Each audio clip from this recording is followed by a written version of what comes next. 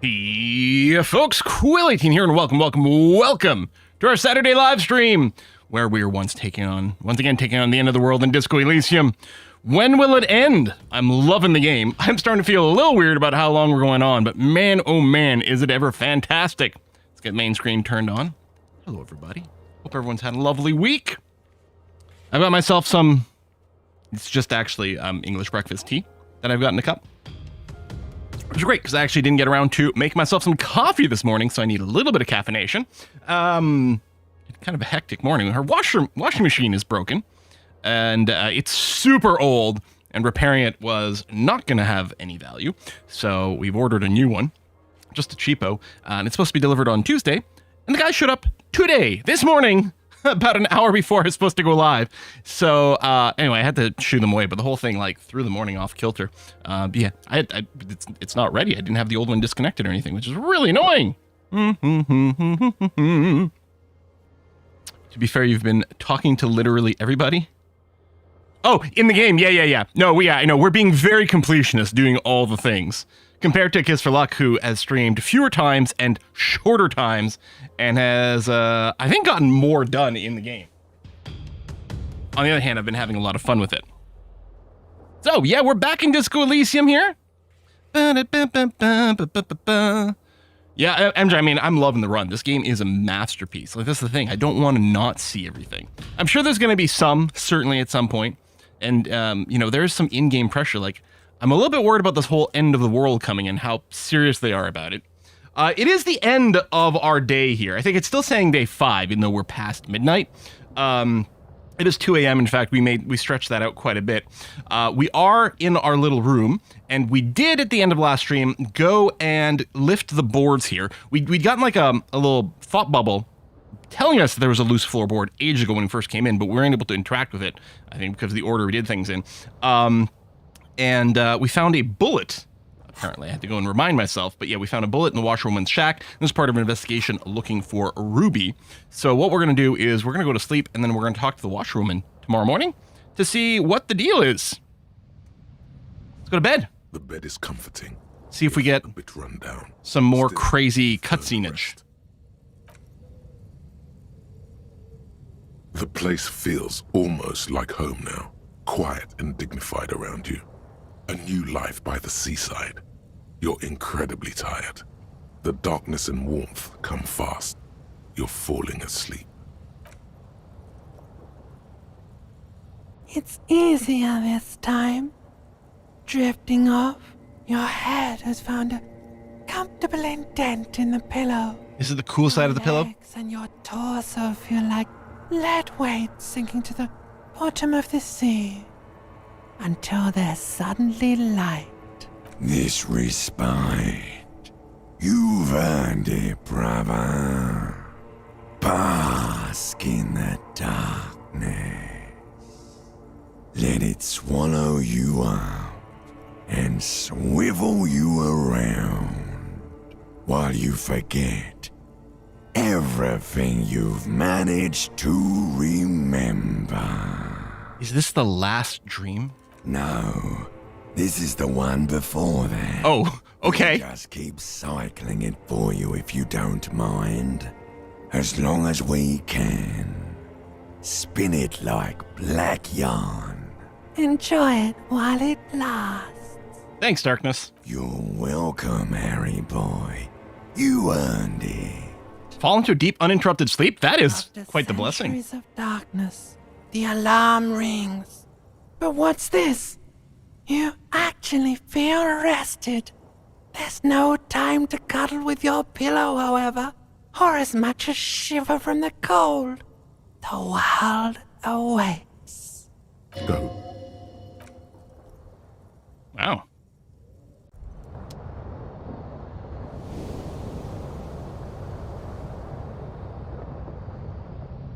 You remember if we tried to shave again the night before? I'm going to check it. I think we did try and we failed. But let's give it another go.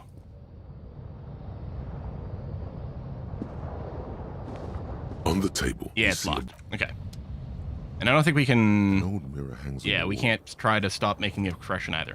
All right, let's go. Good night's sleep. Don't know what it's like. I know, right? Hey, Harry. Or Kim. I'm Harry. All right, listen, lady. I found a bullet. Lieutenant, the policeman. I hope the waves don't keep you up at night. Why was there a bullet under the floorboards of your shack? Damn that girl. A bullet? The lieutenant turns to you and gives you a little nod, then turns to the washerwoman. You didn't put it there, did you? She did. Gone and hid things in there? She's usually a good tenant, and not a stupid one either. Yes, I let my room to that Ruby girl. Oh, so she says, speak slowly, wring out a rag. Okay. As I've done before when she's been in trouble or just looking for solitude. I've made it clear. We welcome all kinds of people here. Even freaks like me. She came last Friday, left on Monday in a hurry. What has she gotten herself into, that girl? She seems genuinely worried about her previous tenant. She's seen her hiding out from trouble before. That's for the police to find out. Right then, please answer each question to the best of your ability. I'm sure we have a few. You said she left on Monday. Yes, early with the dogs, around 8 o'clock, I think. Is the room exactly as she left it? I cleaned it, like I always do. Was there anything else there? No, The truth, sire. What is she like, this Ruby? she's good company. Knows how to talk to an old woman. At my age, you don't get a lot of quality conversation. So I really appreciate that about her. Did she talk to you much during her last stay? No, she was mostly silent this time. Kept to herself. What do you mean? She tried not to let it show, but I could tell she hadn't come to fish. Usually she likes to cast a few lines, but this time she mostly stayed in her room. Why do you think she left a bullet there? How would I know? She's a gruff one, but not violent. She doesn't go around toting a gun. I developed a theory, thinking about the stream. That hole that we found in the wall of Colossio's bedroom, that we assumed is a peephole, I'm actually wondering if it might be a bullet hole. And I'm also wondering if maybe there was a second bullet on the scene and Ruby picked it up. So there might be more to this. You could ask her about your hunch, that it was a desperate measure. See if she thinks Ruby fits the bill. I have a possible explanation in my mind. Aye. Do tell. It's an exit plan? Exit from what? The world. This. The lieutenant stops writing for a moment. He looks at you, then at the old woman. No, she's a fighter. Not a quitter. Like you sometimes get, son. Yeah, more than sometimes. She really believes that. I heard she was a heavy drinker with anger issues. Have you ever witnessed that kind of behavior? Nothing of the sort. Sure, she was no stranger to the bottle. She fit in that way. But I only knew her to have a beer on the beach while watching the sunset. The sun sets for everyone. She Hey isn't there, what Inland you call Empire. a drunk. Settle She down. offered me some from time to time. Said it was part of the communal life. But I never saw her lose control of herself the way some people do. Did she have any technical equipment with her, like radio stuff? Not that I know of, though she was into nice music. She once showed me a few mixtape millions she'd made. Although I guess she was pretty handy with the mechanical and technical stuff. Even fixed the heater in the shack. You should be thankful for that. Hey, Banana. Where did she go? I don't know. Further up the coast. She tried to leave quietly, but the hinges on that door screeched like a cat in heat. Woke me up. I heard her rushing in those heavy boots, heading up north. I wonder if there's somewhere else we're going to have to go on the boardwalk. It's a peninsula. She might be. Or that door we couldn't open. You'll never find impossible her, door. you know. She knows the coast like the back of her hand. You only just arrived. I wouldn't worry about that, man. We are persistent. Yeah, you got that right. Yeah, that place is huge. She's a needle in a haystack. Yes, it's going to be too much work for you to find her. Better for you to stay here. Get a nice, cozy fire going in the heater. The failed electric mural. You feel like you should go look at it again. Oh. Step closer this time. I mean, There's still stuff in that building I can't access. That's interesting. A few other What questions. more do you want to know about that poor Yeah, girl? no, that was it. All right, let's go. One thing, officer. Oh. If you do find her, please go easy on her. She really means it. It's an honest plea. She's making my job She's a very good girl. hard. Whatever she's gotten herself mixed up in. Okay. The Feld thing is here. I think maybe going to the church and then walking down might be the fastest way to do it.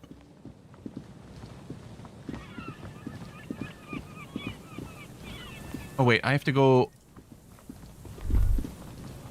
here and down? No, maybe I'm wrong. No. This is definitely where we walked. See, because there's that staircase there that keeps highlighting. Oh, these guys are back. Do you see a Ruby? Ever? Hello. Isn't it Yeah. a fine morning? No, I'm afraid I can't help you with... So you haven't seen anyone around? No, I'm sorry. As I said... There's something friendly and familiar in how he says that. A day off. Oh, I missed the blue pop-up He's thing? telling Dang it. the truth. Where? You see, a once bright mural towering above you. The signage has a slogan used to intertwine. Oh, there you go. with Step closer. This is a new option. Above the mural, a collapsed roof, Uh-huh. broken windows set in walls that are cracking and will soon also fall. Entrance to the And boardwalk. coastal breeze rustling and sighing in the remains of the edifice. Feld Electrical. How ironic. All these dark rooms. Feld Electrical. You only know them as a small company that makes ink cartridges. Looks like they used to be big. There's something in the wind. Sometimes the only way to go forward is to fail first. Okay. Could Ruby be in there? In there? She could. Fail Or first. she could be in the identical room over there, or in that boat shack. In that church tower, maybe. Why single out this one building? That's funny. Maybe you gotta fail first. This is a difficulty 20 check, which we have a 97% chance of succeeding. Is this gonna backfire on me? Let's go! Even though you're sure you succeeded, all is quiet. There is no cold hand brushing against your forehead, no rustle in the reeds. The wind has died down. The ruin in front of you is silent as a tomb. What was I even attempting to do here? Trying to talk to the wind, the city, whatever you thought would happen did not. And I now, think I was supposed to fail this one. in the pale of the morning, with your hands fallen to your side, is trying to talk to the city something you've done before? Is it in your secret repertoire? A trick for when you're out of ideas? A prayer of sorts? To Rivershaw? She could be anywhere. How do we find her? Do we? I was really hoping she'd be in the village. Okay. She's probably north of the village, and this place is a peninsula. We already scanned most of the outdoor areas on our wild cryptid hunt, so we have an understanding of the geography, at least. And then there's the church. We've already searched that and can rule it out. I know it doesn't feel like progress, but exclusion is a step too. Yeah, I was really bitter that I couldn't see the bonuses. I realized afterwards, I think I could have scrolled down and done it. We've hit that a couple of times. I really did want to see where all the bonuses were. There was something about having like explored the entire map or something. I suspect some of it has to do with having done all these side quests that Kim is addressing. Anyway, we do it the old-fashioned way, sector by sector. Go over the whole peninsula, ask the locals, enter the places where we can enter first, like we did in the village. And what if that fails, if we don't find her? Then, if we're desperate, we can look where we can't enter. Bunkers, storm drainage, displays. I'm sure it won't come to that. Yeah, I'm sure it won't look that. It looks behind the red box. Dark red box crumbling across the castle. Walk the coast, the old boardwalk, the reeds. You can always come back here. Oh, I can talk to the wind Buckle up again. and raise Okay, your hey, it's back here. This So we found the empty traps. We heard Lena's true story. We made the awful call, established the nightclub, discovered the anomaly, death notification, and found the jacket. I mean, these are not things I can reverse to make this more likely to fail. Kind of funny. Let's do it. Suddenly, Oh. there's a sigh. Carried Maybe you're supposed to do it twice. around you, moving, flowing from high pressure to low pressure. like that of a woman emptying her lungs. She wraps the collapsing stone box in front of you in her breath, flowing through it. Where does it go? In through the collapsed roof, flowing down. Hey, there's a ladder right here. I guess it's a bunch of broken rungs. Sweeping away footprints in the dust on the stairs. And then the beach below the boardwalk. Its winding tunnels, a whisper away. Yeah, I could say it's like theoretically like doing this first, and then it's like, oh, it doesn't work. You've got to go and look around some more, and as you do, you get more bonuses. What is happening? She's down there. I think she's down there, below this building. Okay. Why? The wind told me. So, how do we get in there? The doors were on the collapsed side of this building. They're gone, basically. Finally, my time to shine. Okay. Well, I mean, there is a ladder next to the sign. Perhaps we can climb it. Perhaps you can climb them. We are not climbing anything. I'm 43 years old, and I plan to live to see 70. Ooh, a whole 70, huh? There has to be a way to use brute force. Climbing sounds unsafe. Smash a window? Brute force is safe. Look around and find something to break if the ladder fails. Okay. Ooh, hey, a drain pipe down there. That wasn't lit before. I'm a little bit worried about dying on the ladder, although it might be fun to try. Anyway, just gonna check to see if there's anything lit up here, and while I'm at it... Oh, right, that's a path too. I was gonna just check for the little thought bubble that apparently had passed here. Oh. The light vanishes inside the concrete slit. The structure goes... Yeah, this deep slit here. under the earth. Yeah. Kim, any idea what's down there? No idea. Could be connected to one of the buildings around here. Think we might find Ruby down there? We might find her down somewhere. There's an old storm drain system. Yeah, we keep beneath seeing the sewer entrances. Collapsed.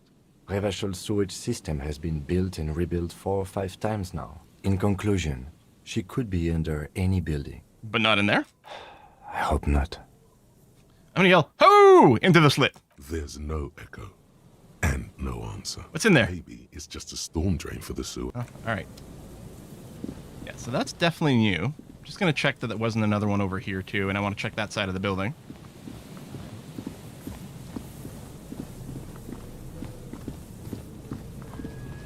All right. Nope. I do want to let's check this drain here. I mean, me personally, I'm not bothered by heights. I don't like ladders. I am super bothered by enclosed spaces. The idea of like shimming through one of these sounds terrible.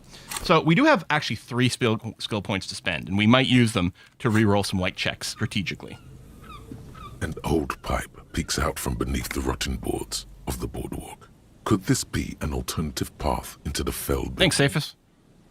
I like the suit too. This must have multiple doors serving various functions. Perhaps a basement access. Come closer and look in. Your eyes slowly begin to adjust to the darkness inside the drainage pipe. The lieutenant looks over your shoulder. What's in there? A thin layer of snow gleams inside the pipe. All right, what else? As your eyes adjust, you see some trash. Crumpled up newspapers, cigarette butts. Someone has half-heartedly spray-painted skulls on the right side. And nothing. Broken glass from bottles thrown against the walls of the pipe. A syringe. Yeah, we're gonna get ourselves like stabbed like crazy trying to crawl through this. A very, very faint smell of stale liquor still lingers.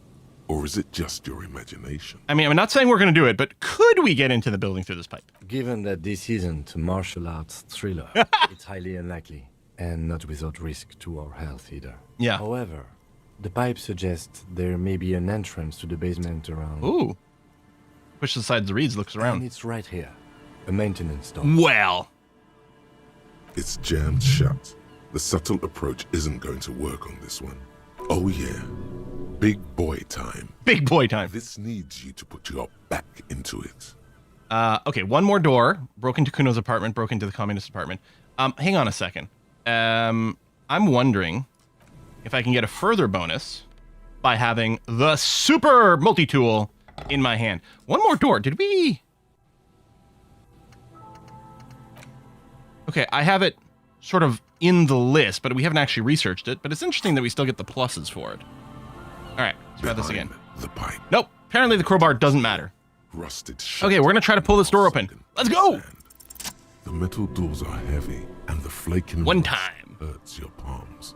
But together with the lieutenant, you manage to slide. Does it hurt my palms? I've got my super, armored gloves on. Good work. Shall we? Let's go. And if people could stop backseating, that would be fantastic.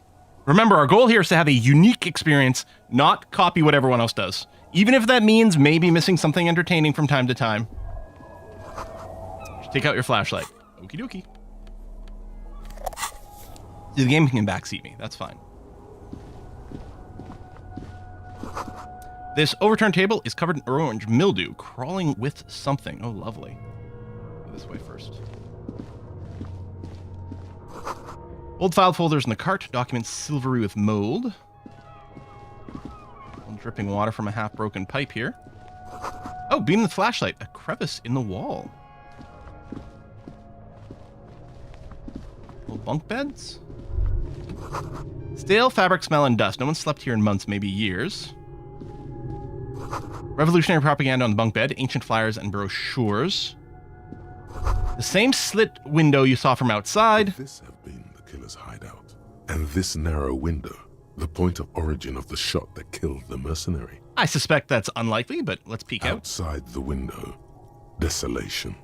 Snow falls softly onto the coastal sand, where it melts almost instantly. Could the killer have used this as a hideout? It's a great place to hide, certainly. But there hasn't been anyone here in ages. Yeah, I can't see the whirling rags. Shot didn't come from here. Indeed. No one could get a clear view. Well, at least we've been thorough. I like thorough. I mean, we've certainly been very thorough.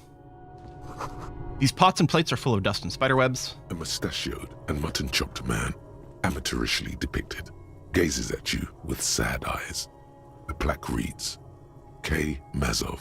There is a spiderweb in the lower left corner of the I'm portrait. gonna brush the dust off. Years' worth of dust is shaken off. The full head of hair, matched by an ample moustache and sideburns, look a bit silly. Someone crouches, heels digging into wet sand. Hands sweep across the sand, grains sticking to the frayed skin of the fingertips. An old man sits on a slab of concrete and taps his fingers against the glass of a scope. You shudder. Look, Kim, it's Comrade Mazov. Yes, I can see that. Looks like some communists were hiding out here. They left a long time ago. The lieutenant does not seem to share your enthusiasm. Long time ago. How long? Half a century. This was probably part of the network of defense posts the communards built against the amphibious landing.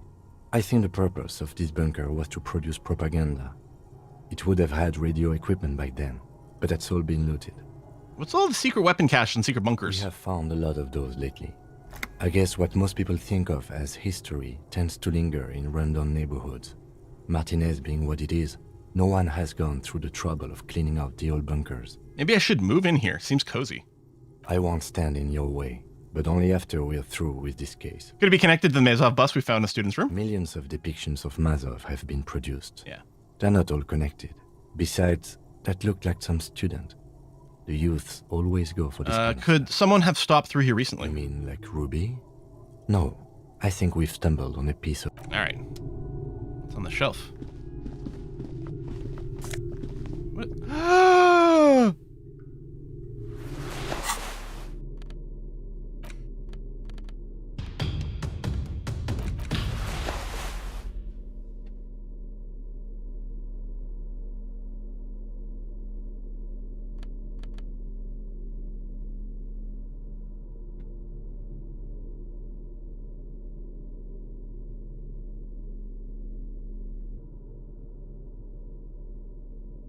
All right, let's do it.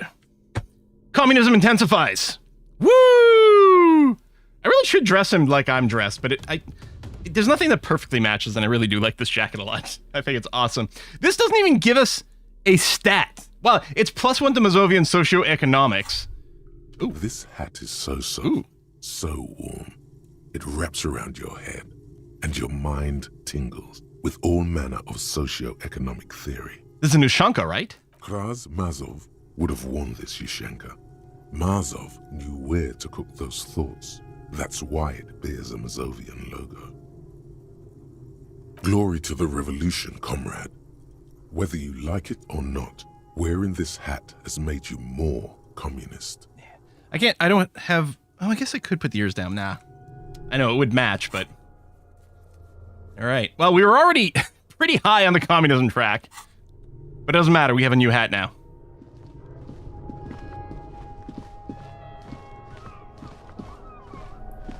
Okay. Before I go in deeper, actually, I'm going to check the stuff that's closer to the entrance. What are these? Like, canvases? Oh! Panes of glass. Ah!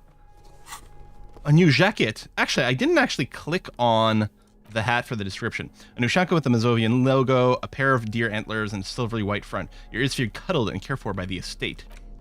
Intersolary jacket. +1 suggestion. Muted brown suit jacket. Perfect for a day at the office or even a café. The red rose at the bottom of the left breast pocket is slowly wilting. Ah, you know what? I do love drama, obviously. But it's a little closer, especially if I put the polo shirt back on. You know, either one of these two, like, you know, it's looking, we're kind of matching, you know?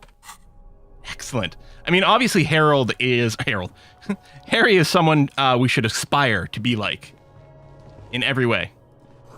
Claps nearly seal the basement. One can barely squeeze by. Oh, is that, wait, that's an exit. That's not where I came in though. And I bet you I can't go through there. Antiquated office furniture, last century perhaps. There's no way I can get through this. Okay, hold on. I wasn't done with the basement yet. Oh. Brought down, forgotten so long ago. I mean, if we can come in, if it's possible to come in through the roof, then, components. Conceivably, this is something we could have seen last.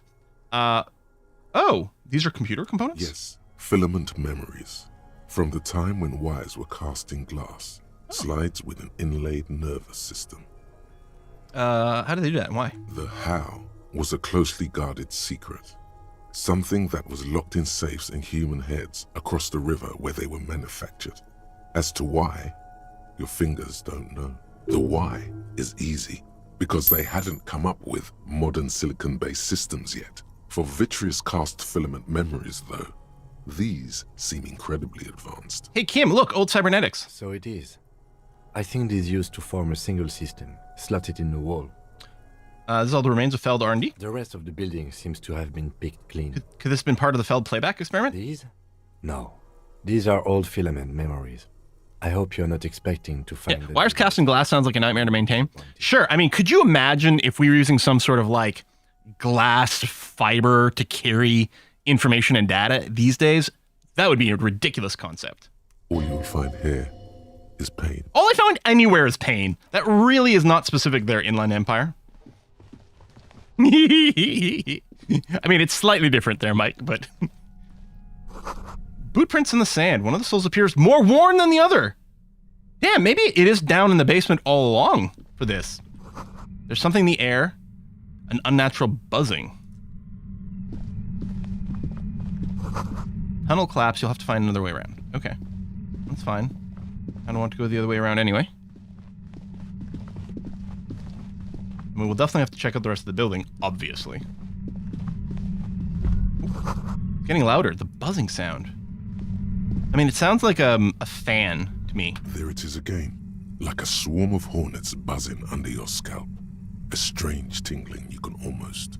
Oh my god, is it the Mama Daqua Pina Maria Colada? Lieutenant, do you feel something? No. What do you mean? Pain, a strange tingling. I don't feel it, but... Kind of wish I'd said the ghost, you actually. should still be careful. There were footprints back there, and I'm pretty sure they were fresh. Hold on, you really don't feel anything? No, but you are the sensitive one. Don't call me sensitive. It's not a quib. The situation is dangerous. I saw them too, footprints in the right sole worn smooth. Looks like our suspect. If she's in here, we need to plan our next step carefully. What do you mean? Once we detain a credible suspect, who knows what the Union and the Wild Pines will do? We'll set in motion events we have no control over. Okay. It will upset the balance of power in Martinez. The deadlock between the company and the Union will destabilize. Look how Harry is vibrating here. This part of town is a fine clockwork puzzle. Disturb its peace, and it will start breaking down uncontrollably. It's the end of the world as we know it. Keep calm. Go over the whole situation in detail. Could you not spoil anything, please? Or backseat? I'm gonna have to ban some people. It's directed to YouTube chat now. We found out Evfart's plan to take the harbor. Maybe we should tell Joyce about it? Suddenly remember we were running the serial number on the victim's armor. Still got to date with the pigs in my gun. Okay, so it is sort of feeling like this is letting us know, right? This is a point of no return. And it is letting us know maybe about some key things we might want to do first, which I'm going to screenshot and keep as a separate thing. And I've always listened to the voices in my head. So maybe what I want to do is back out here, but we'll see. Maybe we should tell Joyce about it? I leave that to your judgment. You already know what I think about cross-pollinating information like this. It's dangerous, but... He just can't be sure. Maybe it will yield something useful. I suddenly remembered we were running the serial number on the victim's armor. I think we should finish running it now? Maybe you're right. It might not be as useful later. Yeah, I mean, it's a little bit meta, but it definitely feels like the game being like, here's some things you may want to take care of before you push any further. It's a minor point. Don't. I'm assuming we just have to get back to maybe his car and radio in. Yeah, still have to date with the pigs and my gun, but that's tonight at 2200 hours. It's annoying. We would have done it last night. We were in the right place at the right time, but they weren't there. You'll need your gun for this.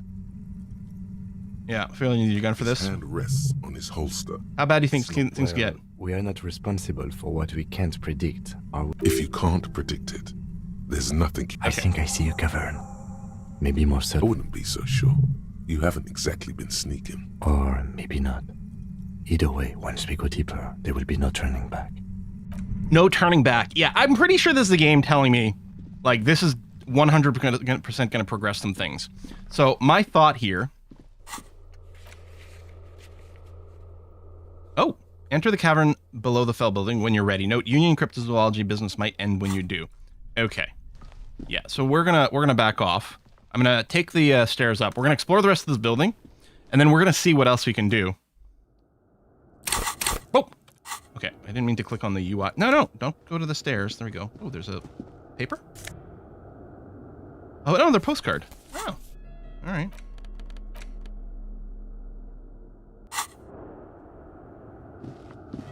Oh, these are the windows. Glass is covered with grime and dust. You can barely see out.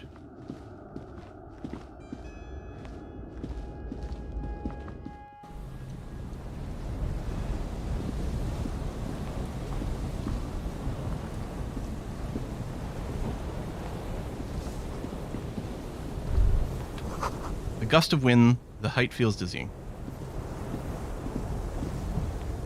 Central support beams destroyed by artillery fire. Okay, I'm gonna move to here.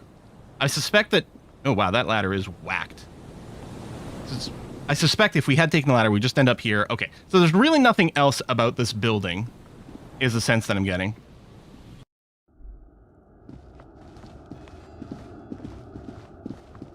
But even Kim, who wants to solve the murder, is like, well, you know what? Maybe there's a few more things we should take care of. You know what I mean?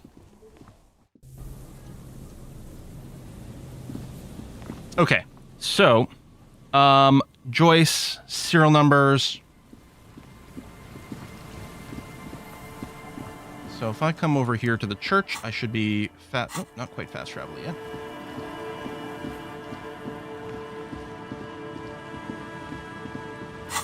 There you go. I'm gonna go over here. See if we can call in for the serial number. Inside, you see a set of steering levers, a radio microphone, a pull-out toolbox, and the soft glow. This is Precinct 57. How may I assist you? You heard back about the serial number? Yes. The armor was produced by Fairweather in their facilities in Bétancourt, sur la Clé in 42. It was part of a special order for Corps de Pharmacie, a security firm contracted to protect the interests of Oranese pharmaceutical companies in the Seminine conflict.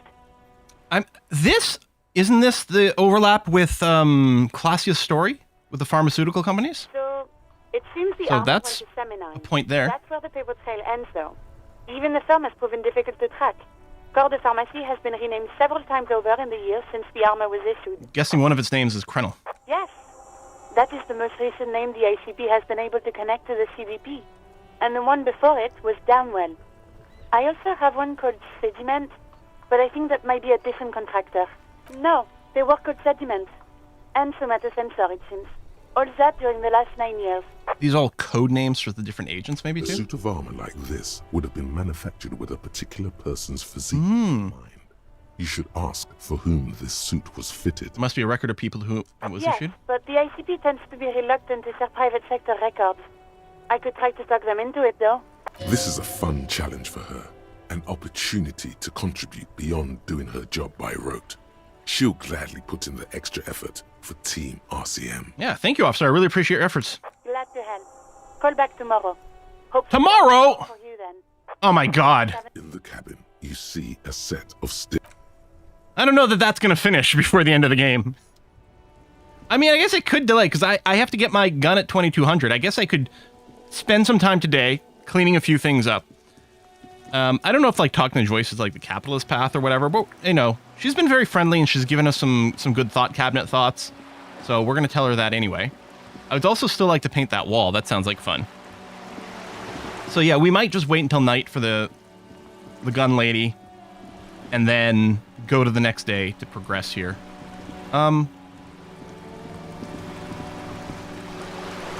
Went to the village on the coast, officer. See you there. Wait, is she really? Is she really in the fishing town? That's crazy. Check the island for bullet traces still. Which, is this... Oh, that's the island. Maybe if I go to the fishing town, maybe I can still ask her for a boat to get places. Help Egghead with the beat. May take a while. Yeah, we'll see. Endgame. Oh, you know, I could read that. Complete some communist stuff. You know what? I'm going to do it. Brief look at inframaterialism. The cover of this pocket-sized volume features a swirl of orange, yellow, and green. The title, A Brief Look at Inframaterialism, is set in an authoritative yet approachable serif font. What an interesting color palette. It's vibrant, yet somehow leaves you ever so slightly nauseated. On the inside jacket flap, you find a brief summary. What is inframaterialism? A highly theoretical branch of Mazovian communism, a collection of mystical ramblings by a discredited revolutionary. I like mystical This ramblings. brief look, TM, introduces readers to one of this century's most fascinating and misunderstood theories in a concise, jargon-free manner. So far, so good. You turn to the table of contents. The guide itself is divided into several sections with seemingly esoteric titles like Effects of Plasm on Root Vegetables and Mental Projection and Transference. There's also a brief introduction about the life of Ignas Nielsen, known to his numerous admirers as the evangelist of the revolution, and to his even more numerous enemies as the apocalyptic Shrike. Ignas Nielsen remains one of the most controversial and fascinating figures to emerge in the years of the anti-centennial revolution, second only to Karamazov himself. During his unparalleled life, he helped guide a revolution in one country and found a new state in another. Along the way, he committed some of the most notorious war crimes in an era famed for its atrocities. And yet, his most fascinating contribution to history may be the most overlooked. His theory of ideological plasm, from which his followers and Ideological successors developed the school of communism known as inframaterialism. If you're like most people, you probably believe that your thoughts reside in your brain. That's not right at all. Thoughts don't exist in the brain. They float through the air. Your brain is but a fish swimming through them. I always thought I swam through them. Very interesting. And not so far removed from Ignas Nielsen's own theories. As Mazov's devoted comrade and leading theoretician, Nielsen was responsible for developing much of the intellectual foundation of communism.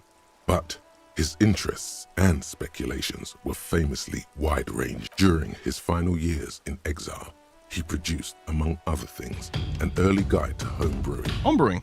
instructions for raising revolutionary children, plans for a universal pictographic language, and a detailed materialist critique of Dolores Day's chess strategy. A true man of ideas, equal to any of the great DeLorean polymaths. But one subject he returned to time and time again was the fundamental relationship between thoughts and matter. We may yet discover, he wrote in his notebooks, that under certain exceptional circumstances, the proletariat's embrace of historical materialism may be so fervent that their beliefs take form in the world of matter as a kind of revolutionary plasm. Huh. But can you put that in slightly more basic terms? Certainly. In essence, Nielsen is arguing that thoughts don't just reside inside the brain, they radiate outward from it. According to this I love it. I'm just going to whoa this one. Whoa is right. What's more, Nielsen speculated that this plasm, when it becomes powerful enough, might begin to influence the material reality. Okay, yeah, this is some very, like, Mage the Ascension shit. Infra-materialism. Unfortunately, Nielsen passed away before he was able to develop these initial ideas into a full-fledged theory.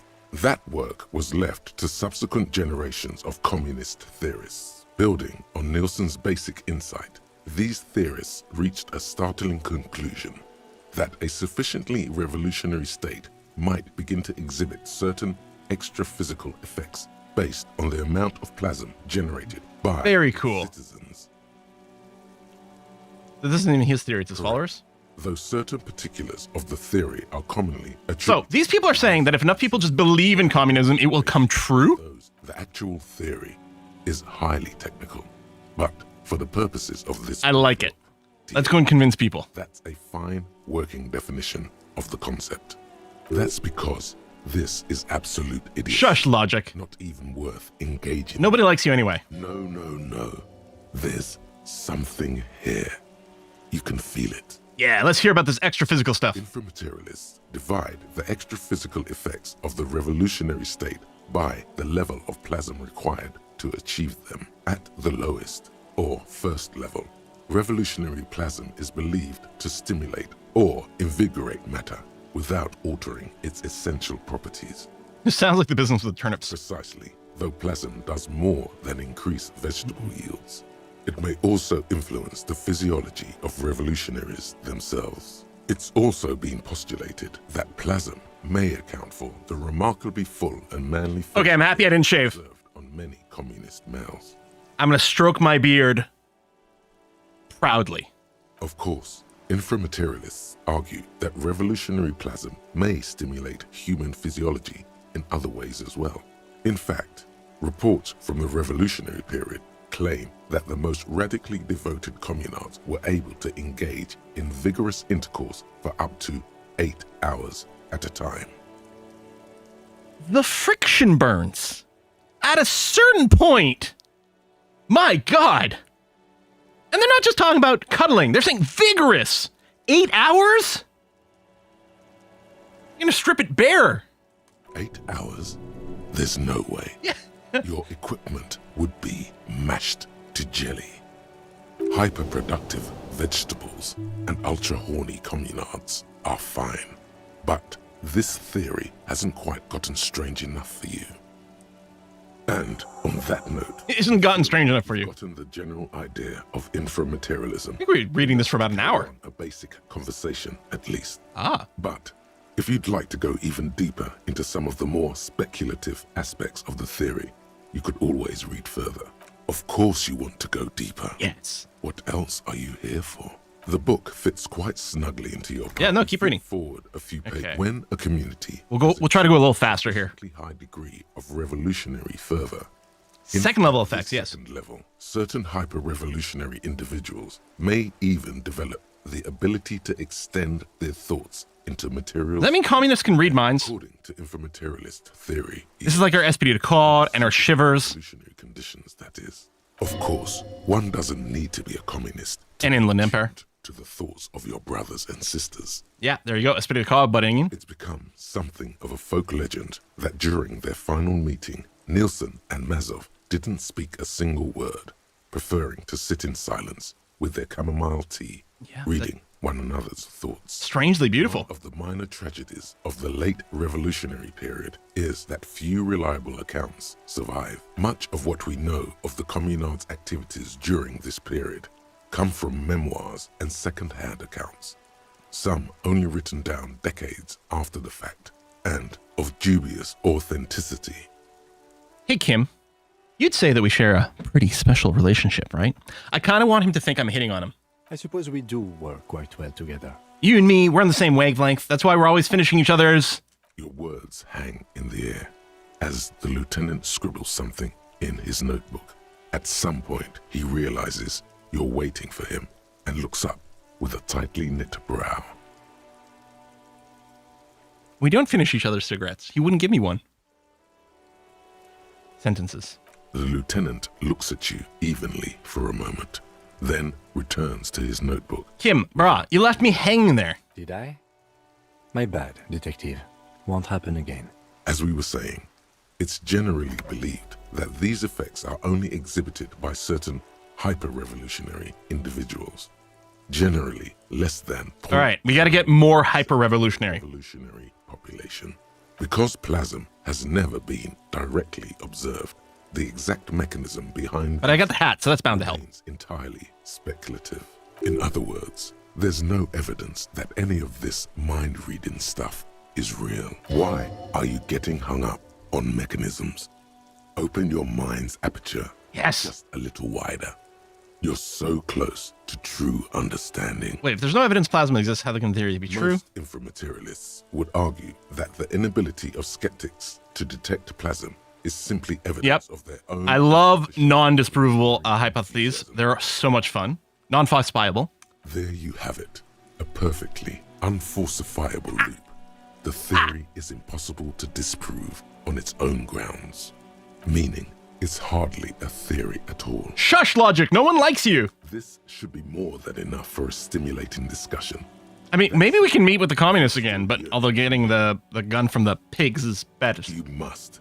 Everyone... Oh yeah, let's finish the book, baby. ...through the next several sections until you... This is some of the greatest lore drops you've gotten all game. ...titled A Communism Above Reality. When a society's revolutionary fervor reaches the third and highest level, inframaterialist theoreticians have postulated that the laws of physics cease to be laws, more like suggestions, according to some of the SRV's leading inframaterialists. Of course, it's impossible to say what exactly happens under these conditions.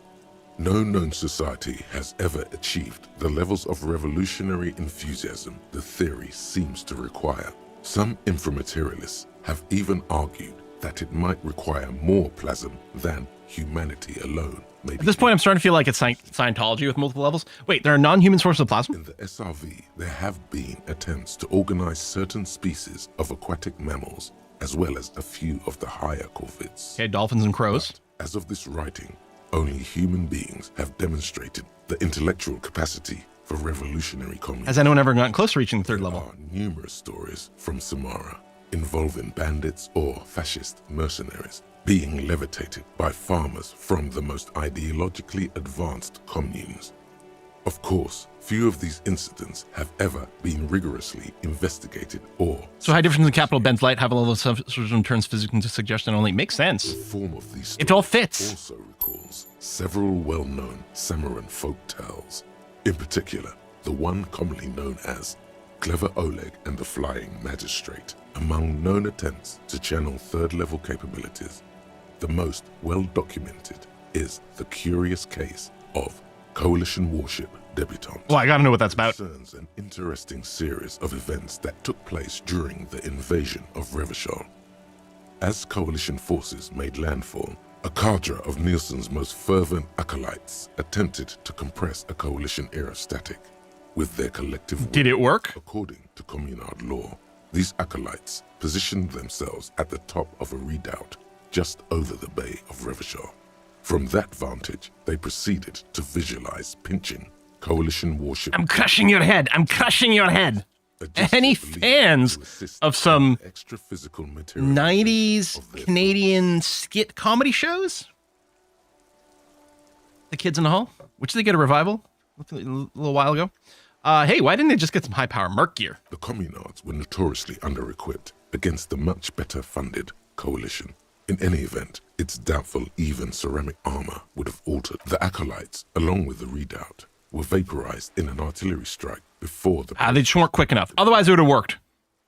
It's been said, though, that in the weeks following the battle, the captain of the debutante noted an increase in incidents of crewmen striking their heads on unexpectedly low... As if the ship was a little smaller. Of course, colorful anecdotes only scratch the surface of what inframaterialists believe may be possible. So what would a third-level society even look like? Some have theorized that such a society would be fundamentally unrecognizable, lacking many of the institutions we typically take for granted in advanced societies, including organized governments, financial institutions, and law enforcement. I'd be out of a job. Did that book just say there's no place for you in this future? Honestly, any future that doesn't have Harry in it is probably better. Others have argued that people living under third-level conditions will be immune Maybe moralism makes you taller.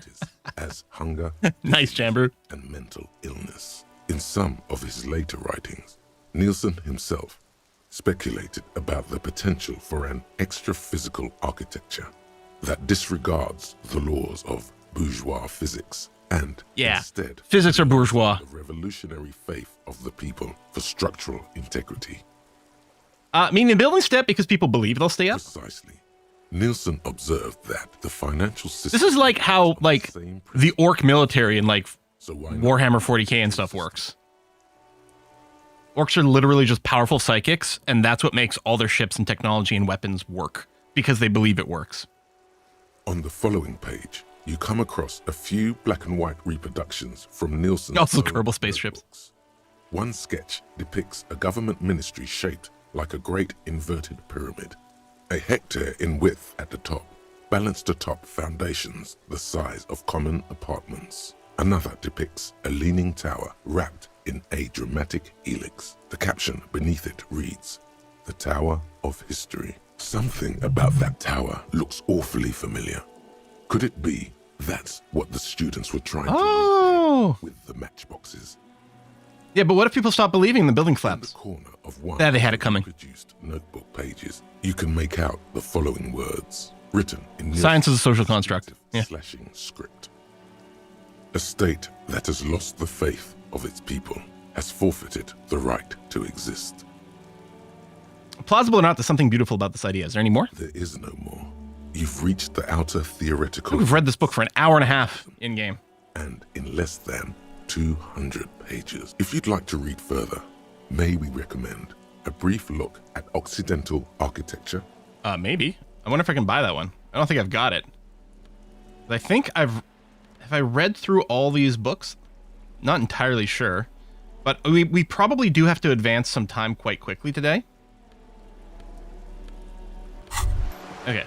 I think we've completed a thought. Date of birth. It was over 2 hours? I thought we started at about 8:30 and now it's 10 You were o'clock? born in the Or is it year nearly 11? Maybe I'm just... in the last year of the Commune of I Revolution. know how old I am! Right before it fell, in the old military hospital on the ground floor, where people usually came to die during a snowstorm. The revolution. Oh, it's 11. had about Okay, I thought it was 1 10. year left to go, and the fire. Yeah, did I read the Bird book? We'll check. There were explosions in the blizzard. This was 44 years ago. You are 44 years old. The bloating might never leave your face, but beneath it, you still have some years. You still have some hope. Don't do that. Don't give me hope. Learning cap for logic raised to 4. -1 difficulty to all physique passives. Oh, so it's going to make the passives that much easier to reach. We could consider dropping this. I don't know how critical this is to keep around. We could consider dropping it for something else. But I think for now, we'll just go ahead and move along. Oh, yeah, we did this part. And yeah, now we have 4 skill points to spend. So yeah, I can't interact with this wall anymore. That's a shame. Alright.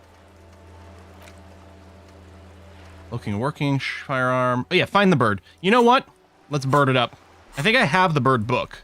I think I just skipped through it. There we go. Let's read the bird book. Cockatoo is a parrot with an erectile crest, found on the Seminole Islands and in southern Fas Alamo. It's been a hard 44 Known years. For their intelligence and general precociousness, cockatoos are popular birds in aviculture. However, they often exhibit various behavioral issues.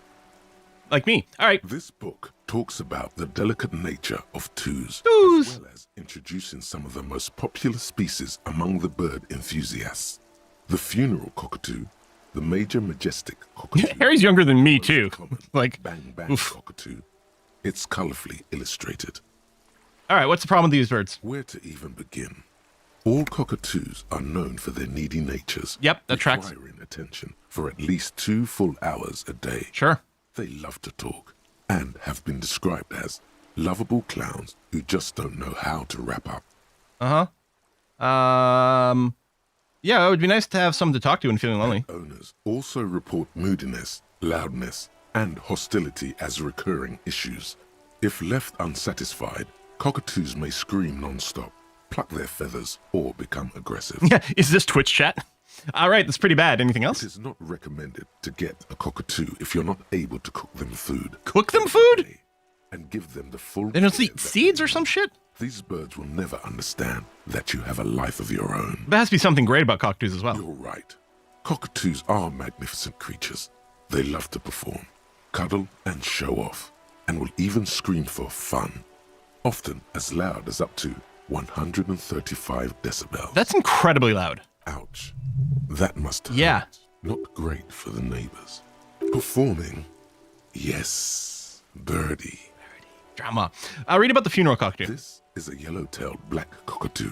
Its specific name, Psittacus venereus, relates to its dark and somber plumage. This bird looks as if dressed for a funeral, 24/7. There is something I indisputable. like it. A goth cockatoo. Cool. Very cool. Read about the major majestic. Perhaps the most impressive of all the species, the endangered one sounds like the majestic drama one. cockatoo, is often described as the most flamboyant bird in the jungle. Its pink-colored wings and flowing crest embellishing its proud and bumptious nature. It sounds like the way Harry dresses. In the words of poet-explorer Sir James Fournier, few birds more enliven the monotonous hues of the verdant forest than this big, bold, and beautiful species. It must be glorious to behold, dark pink and snow white. Read about the most common bang bang cockatoo. Despite its banging name, the bang bang cockatoo is actually the shyest of the species, common in almost all Seminoles forests, as well as zoos and homes all over the world. Its plumage is mainly gray and white. The Seminoles name, bang bang, is thought to be of onomatopoeic origins. Honestly, this bird does sound a bit like me. Yes, but all those cockatoo species are so different. Which one are you? What if I'm just a fuck up a fuck up and a cockatoo? I don't know. I really like that only the funeral cockatoo in its darkness can truly grasp the depths of my doom-laden soul. I kind of dig that one, me personally. I don't know if it's the most hairy, although he is like the doom cop, the apocalypse cop, so that kind of fits. So I'm going to go with 2. You're right. You're Psittacus venereus embodied. This ominous bird belongs on your heraldry. Nice. So yeah, there we go. We checked off another quest. Not, I think, a terribly important side quest. Oh, that was where's the rest of the armor? There it is. Find morale. Explore. Get reality lowdown. Oh. Okay, well, somewhere in there we completed the What's My Bird quest. Yeah, call Alice back in the day. That's really annoying. But I guess it's gonna work out maybe. Gun next day, then go back in there. Yeah, horrific necktie that we're wearing. Return to the group for discussion. Okay, so we'll do that probably, I'm assuming, tonight as well, although we'll prioritize the gun getting. Yeah, we can pass time on the bench. I thought before it said you can't do it with him around. But, oh, we have to tell the 2 people about the curse.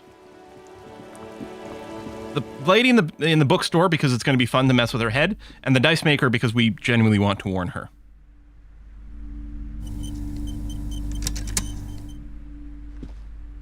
Hello again, esteemed officer, and welcome to Crime, Romance, And biographies of Oh yeah, there's the board games. Can we play them past time? That's great. Plaisance. I have something to tell you. I found the actual source of doom! What do you mean, the actual source? Are you talking about the third presence? Yes. She remembers. Good. Yes, the presence, the entity, the malicious energy, however you may want to call it. My investigation has led me to discover the 2mm I'm going to start with this and then reveal. We're going to, this. I do want to talk to Joyce. She's in the other village. She who has many names. We'll work our way there. Make sure I don't forget about Joyce. For you to return to me. Tell me, what have you found? Yeah, there you go. My investigation has led me to discover 2mm intraponetic hole in reality. That's the source of doom, both in the commercial area and in Martinez. A what? A tiny hole in reality. It may be connected with Pale, an origin point of sorts. It would explain why historically so many things have ended in failure here in Martinez. Ma'am, what he's saying is true. We found an anthroponetic anomaly in the small pinewood church down the coast. I don't mean to be an alarmist, and more research is needed, but it's not looking good. Yeah, we need more communism to plug that hole, yeah. But that's not in any of the ancient texts. How am I supposed to protect my bookstore from that? You can't. You're doomed. Tell her the truth. It's out of her hands. You can't protect it, not against the Pale. Close up shop and try to get as far away from this thing as possible. You can protect it with hope. Nope. You're doomed. Everything sucks. Run away. Close the shop? But it's all I have. No, there must be a way. Yeah, okay. Tell you what. Become more communist, and together with the power of communism, we can rewrite reality. Especially now that Annette is settling in at school again. She's finally making friends in this place. No, we can't leave Martinez. We can't. Thank you for your help in any case. You're welcome back here anytime. Well, we tried. Now, did you have books on architecture somewhere? Because there was sort of a follow-up. I think this is the Heimdall one. And that's the board games, which might do... Maybe I should warn you. Nope, okay.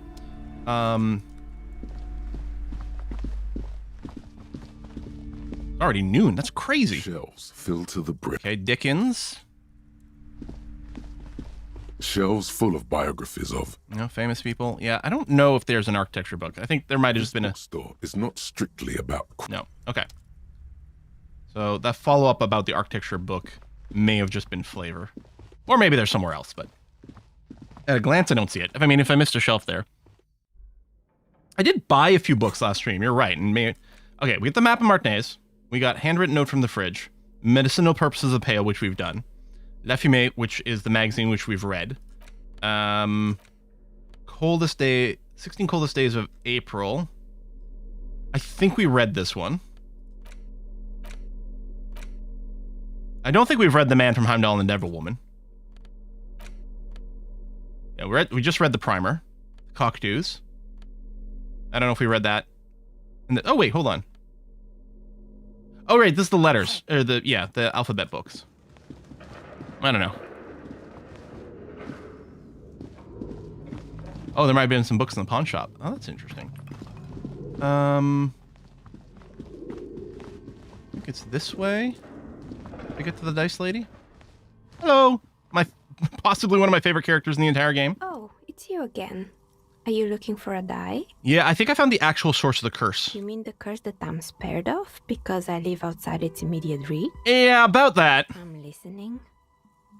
There's a 2mm hole in reality located in church on the other side of the canal. I think it may be related to the Pale. Excuse me? A 2mm hole in reality? This can't be true.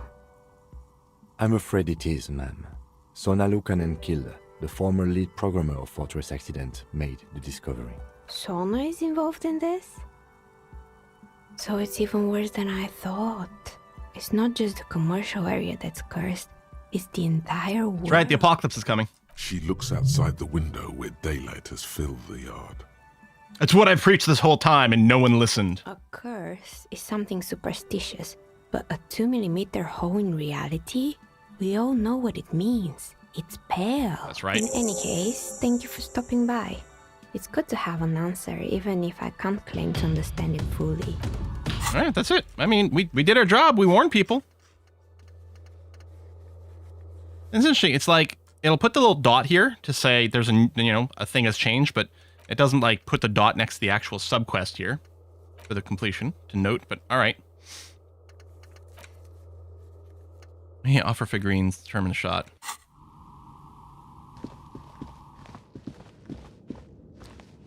boots. Oh, floorboards creak. What?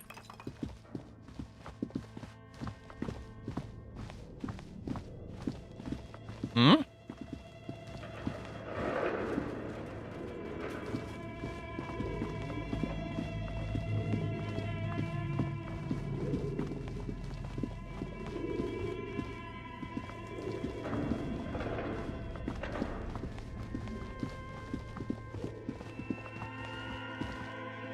Speaking with the kid of that lady, I just clicked on the kid. Nothing happened.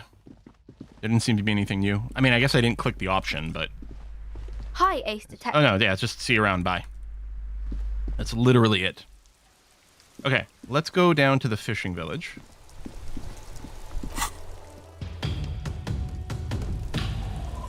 And see if we can see where Joyce has parked her boat. There it is. Nice. What are you doing here anyway? Hey, Joyce. I'll just keep the Cordeleche in the channel, if that's okay. It's too shallow near the pier. Hi, ma'am. And it's a jetty, by the way. Of course. Jetty. I prefer a good jetty to a pier any day. Jetty. Something about the way she says it makes you want to sing. Jetty.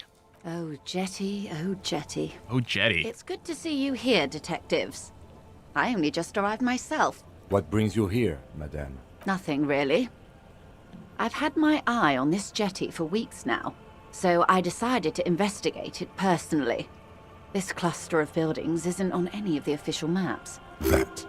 And she's also keeping an eye on you. Have you been spying on us? Spying has such a negative connotation.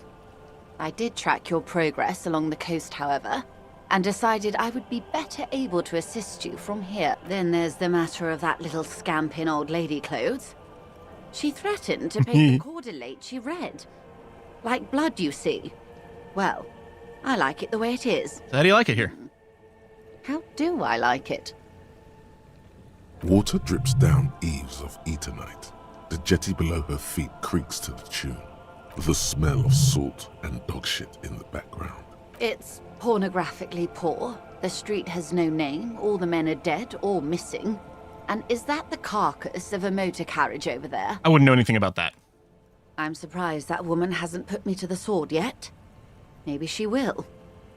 You should ask your questions while you can. Can you bring me out to an island? Eyes survey the coast leading up to Martinez. Dull grey metal rests in her scabbard. A sword. The wind is too loud for her to hear. Fortunately for you, madame, the RCM is on the scene. We're police! All right. Politics time. Let's react. Right to be scared is all your fault. You're in no danger. The working class have no idea what's happened to them. Try not to be scared. This is just how the real city looks. This place is doomed either way. Maybe. Above you, there forms a quilt of altocumulus clouds, twisting into each other. The wind, their cloud shadows slide over the ruins of Revachol West. Wherever they pass, the temperature drops slightly, but perceptibly. Have I told you how they discovered this place? This fishing village? No. The Insulindian Isola. No, you haven't told me how they found it. Well, your condition has left you no worse off than most of these people. The literacy rate is around 45% west of the river. 50 years of occupation have left these people in an oblivion of poverty. I like all these. Let's lean into the apocalypse. Oblivion, that's so me. I knew you would sympathize. Most Revacholians will never know what this place means. Our home. This island of matter. Or why they were ferried over in the first place. Remind me to tell you one day. There's not going to be another day for very long. How can I assist you in this new location? I know, tell me now, we have time. Do we? I hear you have singled out a suspect and are in pursuit. This is cause for cautious optimism. I would not want to delay you. This story she will tell only before she leaves Martinez, at the very end of her stay. All right. Maybe there is something else I can assist you with, while you're hot in pursuit. I found my badge, by the way. I love you did. Pleased to meet you, Lieutenant W. Freighter Dubois. I am glad to see a man of high qualification. I do like The Joyce. situation is precarious. Even if, you know, we're going to have to obviously put up against the wall when the revolution comes. What can I help you with, Lieutenant Tiafreta?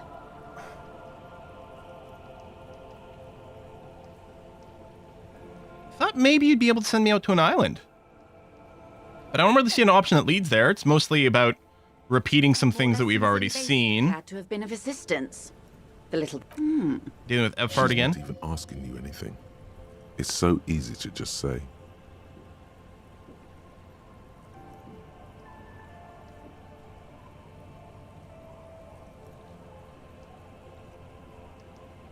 No, he asked me to deliver a Sounds note. like he has you running errands, Detective. Here. Oh no. What does that bloated hellbat want with my little cinder block town? It's clear the village has already grown dear to her. Strangely so. Why did she come here? No, don't tell me. I don't want to know what he has in store for this place. Probably a statue. It's a statue. Eventually, right? probably. A giant statue of him. Or better yet, his twin brother. Practically the same thing, but makes him seem less like a psychopath. Yeah, he wants to build a youth center. A youth center with Edgar Clare's statue on top of it. The humidity crawls under your skin.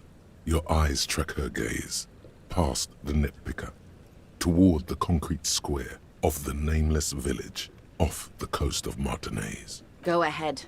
Help him. Make it so. I have no power to stop him. So you're sad you can't buy the place? I'm sad I'll never have the time, Detective. I've always wanted a dilapidating fishing village. She is more defensive about it than usual. Full of ghosts and ancient memories. Has this errand yielded you any information? Nah, I don't think any of these are gonna... course, I mean, they're quite interesting, but... Huh. Okay, I'm going to ask... with the where the shot comes from, check island for bullet traces. Is that something I can do now? And if so, where do I go? Check island for bullet traces. I mean, I've checked like the wall over here with like the shooting, but that's not it. No? Okay. Okay, coming in on time. That's good. I do that. In this case, that's cool. That's cool. Again, this is going to have to wait. That we have to wait until tomorrow. This, I'm assuming, is probably going to develop as we move forward a little bit. Return to the thing. We don't have anything with this. This, I'm assuming something else is going to come from. Yeah, it looks...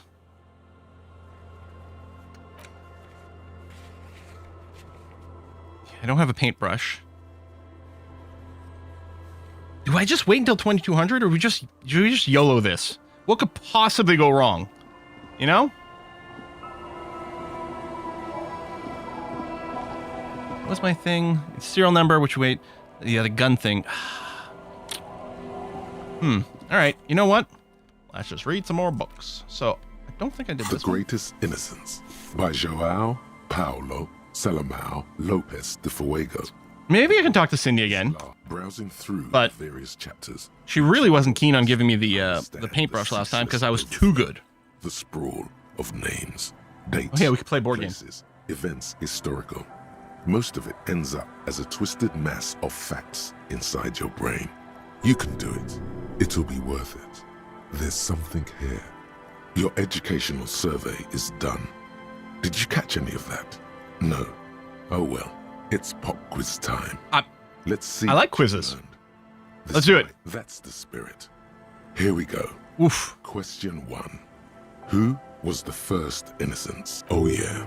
This is what I was made for. All right. Then give me all the hints you got. It's not Dolores Day. I think it might have been this one, but... A pop quiz is a short examination that's designed to test your knowledge. Yeah, that's not the hints I wanted. Thanks for nothing. Yeah. Dolores Day. Dolores. No, she wasn't the first innocence, pain threshold. She was the most recent innocence. From what I just read, but it's like...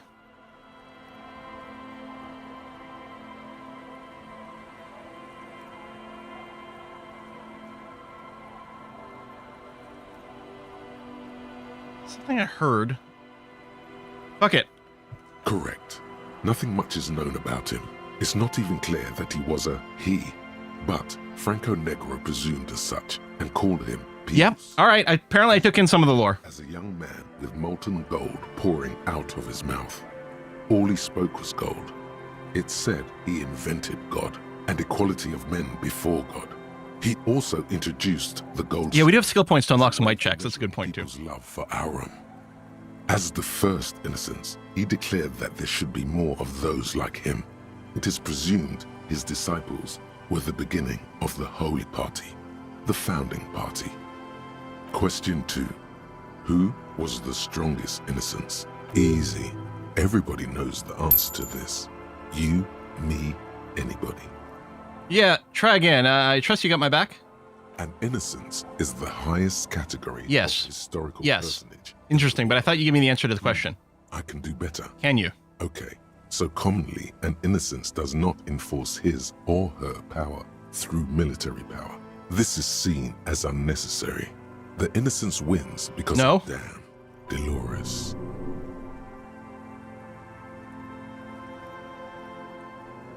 I feel like Dolores Day did lead some military campaigns. Sort of a Joan of Arc figure. I'm gonna go Vesper Messina. Incorrect. Oh, I guess get to try again. Not a person. Well, Franco Negro isn't a person either. On the southeastern. Correct. Oh, is it? Named the innocence of I thought this was a land. Hereditary rule, but at the same time ended serfdom and established the Inter-Isolari Real as the global reserve currency. He also established the concept of the nation. Okay. Franco Negro attempted to solve the rising tensions between the aristocracy and bourgeoisie by building a unified society in which every man has a place and a mission, but at the same time may rise to nobility provided on the strength of his virtue. Question 3. Who was the false innocence? Got it under control. No problem. Solid on this one. It's widespread historical information. Yes, there exists a group called the Founding Party, known as the Holy. There seems to be a mix-up with the sources. At least it clearly wasn't Dolores Day. She wouldn't be false. She's beautiful. I mean, I don't think I remember Dolores being referred to as the false innocent. I know. Stepan the Despicable. He's got Despicable in his name. Incorrect. Stepan the Despicable, regent of Kedra, was a ruler who conquered the known world. Kedra's clearly a land. The Kedriatic conquest, instead of the despotic Erno Pasternak. Erno? Correct. There have been a number of counter or false innocences. Some assumed to have innocentic qualities. Some who just thought so themselves. Occasionally, they have the support of a faction inside the ecclesiastic organization, and accusations of foul play have arisen. The most famous and important of these was Erno Pasternak. He was into torture, despotism, hymns, cannons. Not hymns! World conquest, but got defeated and humiliated by Stepan the Despicable of Kedra. Final stretch. You've come so far and learned so much. This is the most important one. Question 4. Who was the greatest innocence? I've got it. Honest. Well, are you sure this time? I'll bite. Hint me. Of course, this is my thing. The reason I exist in this world. The correct answer is Franco Negro. Is it? Zero doubts. Why am I getting the feel of like this is when an LLM hallucinates an answer? While it was actually her. Yeah. It's like, no, Dolores Day. Correct.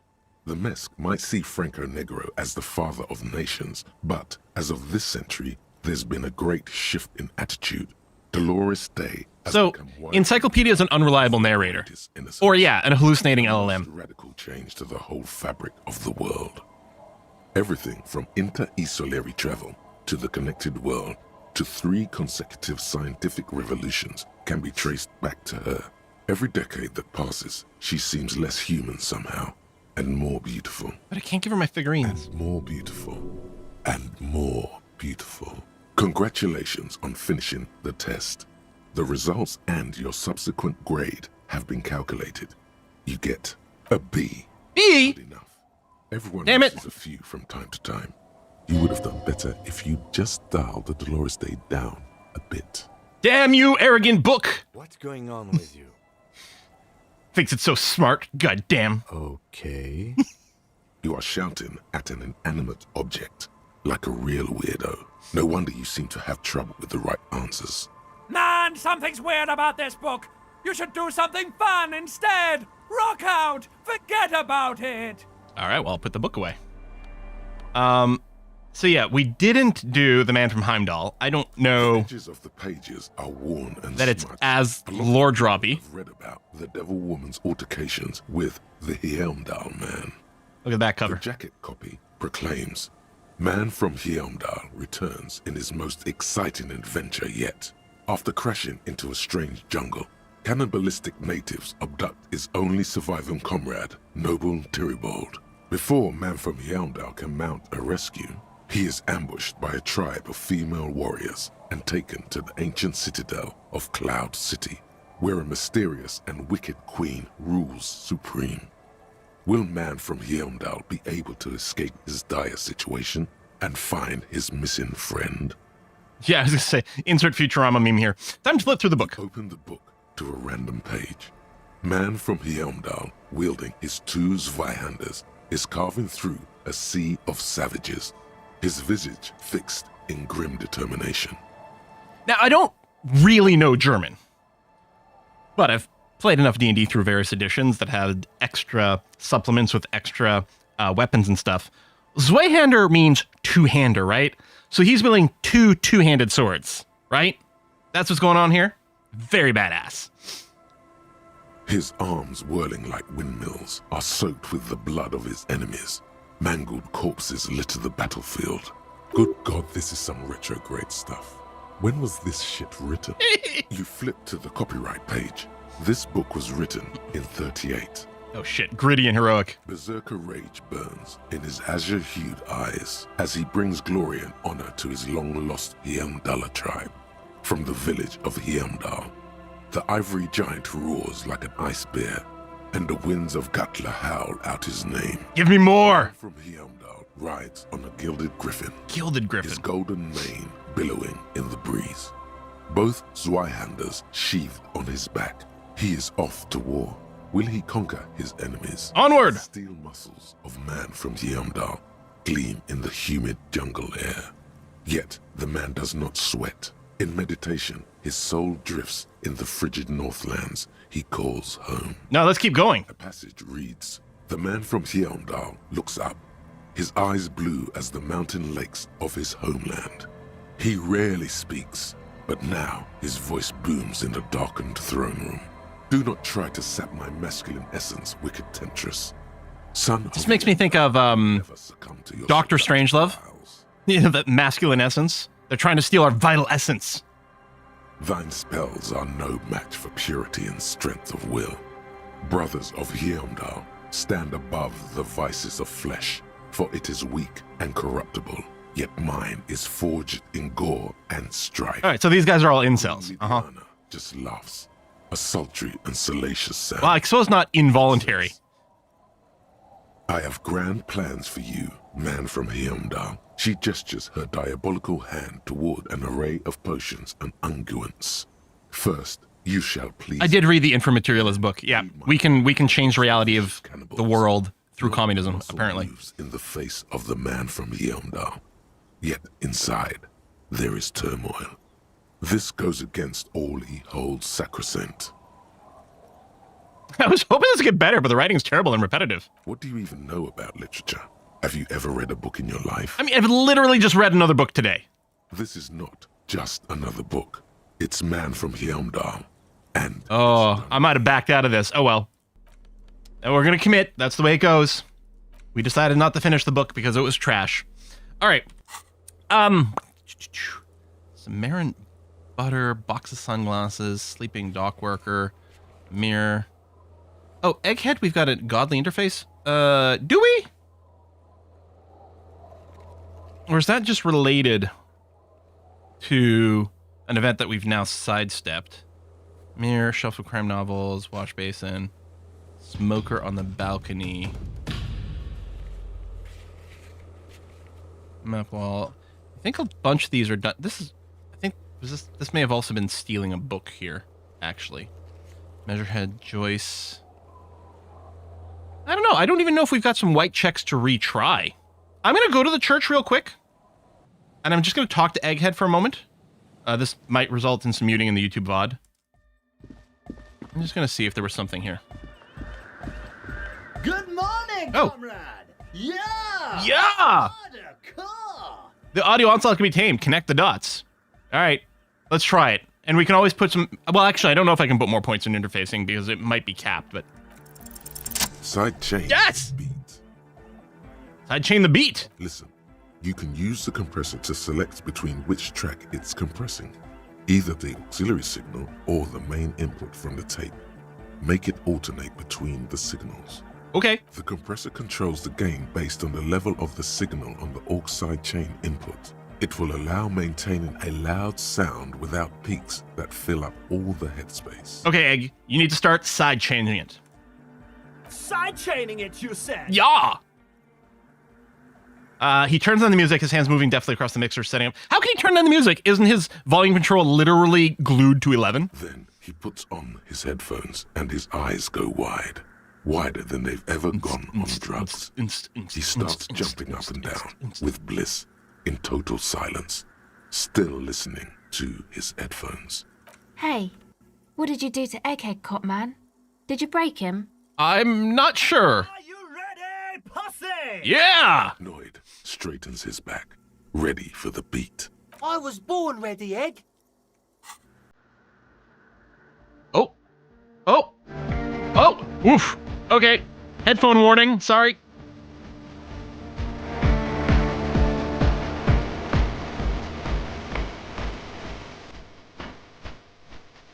Love the light show.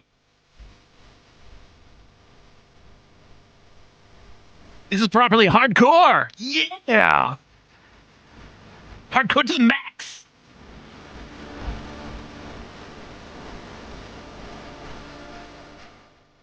The audio assault is glorious. Yes. The speed freak dances on the stage, intensely waving his hand in the air. This is beauty! Make Van Eyck's jam harder core. Another skill point. Going on? The way melody and bass flow together, it's unnatural. Your body is taking a beating from the low frequencies crashing over you. It's making you feel alive again. This is one for the Anodic generation. Introducing the ultimate sound! We have tamed that sound, made it our own. God damn it. This dance club idea might just work out. Yeah. DeLorean, I wonder what Suna thinks about this. place to be! Pump it! Pump it! Bump it! This is it. This is a new era. The fabric of the world has been irrevocably altered. Who will be the innocence of hardcore Anodic dance? Me! Alright. Just gonna check in on Suna here. Yes, what is it? Nope. Alright.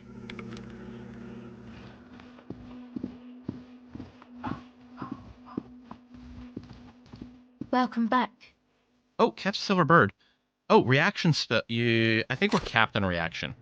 Oh no, I never did. You know what? F it. Level up reaction speed. Welcome back. 8%.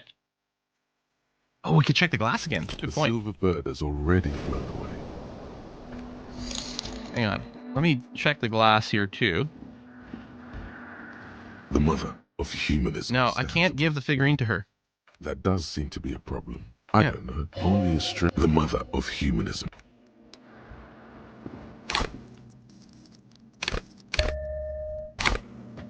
Do I have reaction clothing? I don't. I think that's one of the issues we haven't really had.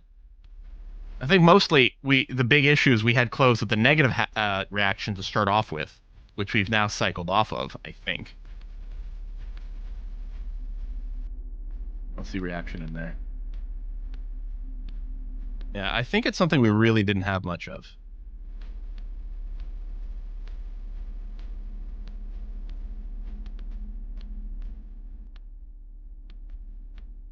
It's not the end of the world. I don't think this is important. It's not that much of a priority. That's -1. Yep. All right. Well, we'll just go. Maybe like the bum hat one? What? The slouchy hat? Didn't we give it away, though? I think we gave away the slouchy hat to her. Yeah. Welcome back. The silver bird has already flown away. Oh, well.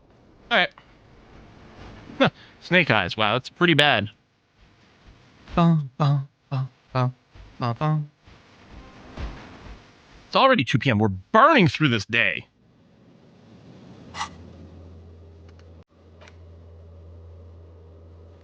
Oh, Andre, hang on, I have a savoir faire check with you? Wow. Was this for the dancing? Let's dance. Oh, we found the beat. You close your eyes and dream. No, we failed. We failed this dance previously, so. Goodbye.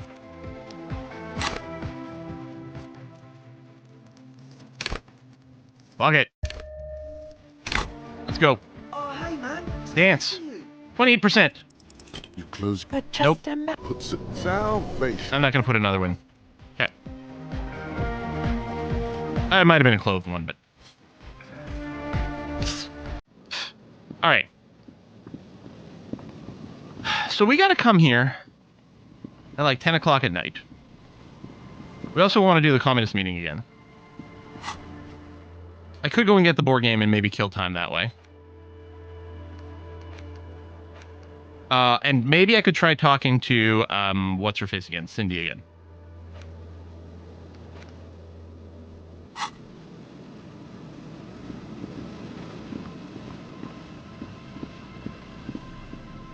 Let's check Cindy.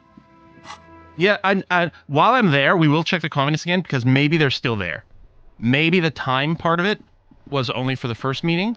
It's possible they're still there and I can talk to them now. And keep some mysteries for replay. Yeah, but I'm just like, right now, I'm like, well, we've got to kill some time regardless. So let's do it. And, oh yeah, we could leave the dance as a mystery for a replay. It's totally a thing. Open the door. Balcony.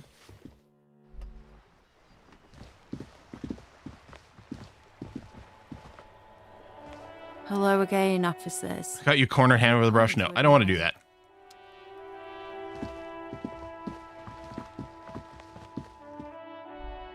I can come back in here, but there's no one here. Okay.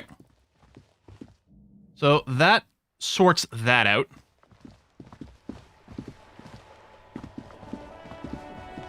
Yeah, I think in the past when I've tried to sit on the bench, it says, oh, you can't do it while Kim is here. He doesn't like me just being lazy. Oop, that's not the way I want to go.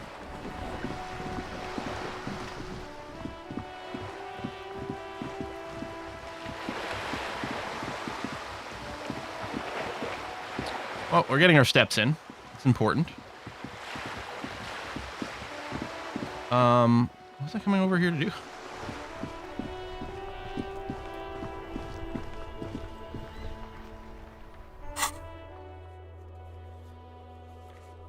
I got myself distracted in mid-thought. I'm like, there's something I was going to come and try over here.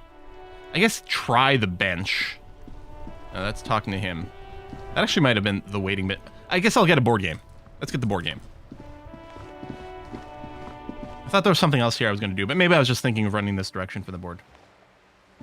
So I think there were 2 to buy. A small mountain of colorful. I think I want the Suzerain 2 game. There are numerous. Wonderful choice, sir. A wholesome family game. Great stuff. Kim, you want to play? Civilization building board game where you get to choose a nation and set off to colonize and exploit other cultures. A star-shaped note on the box proclaims, the game now includes a complete new genocide option. Oh my god!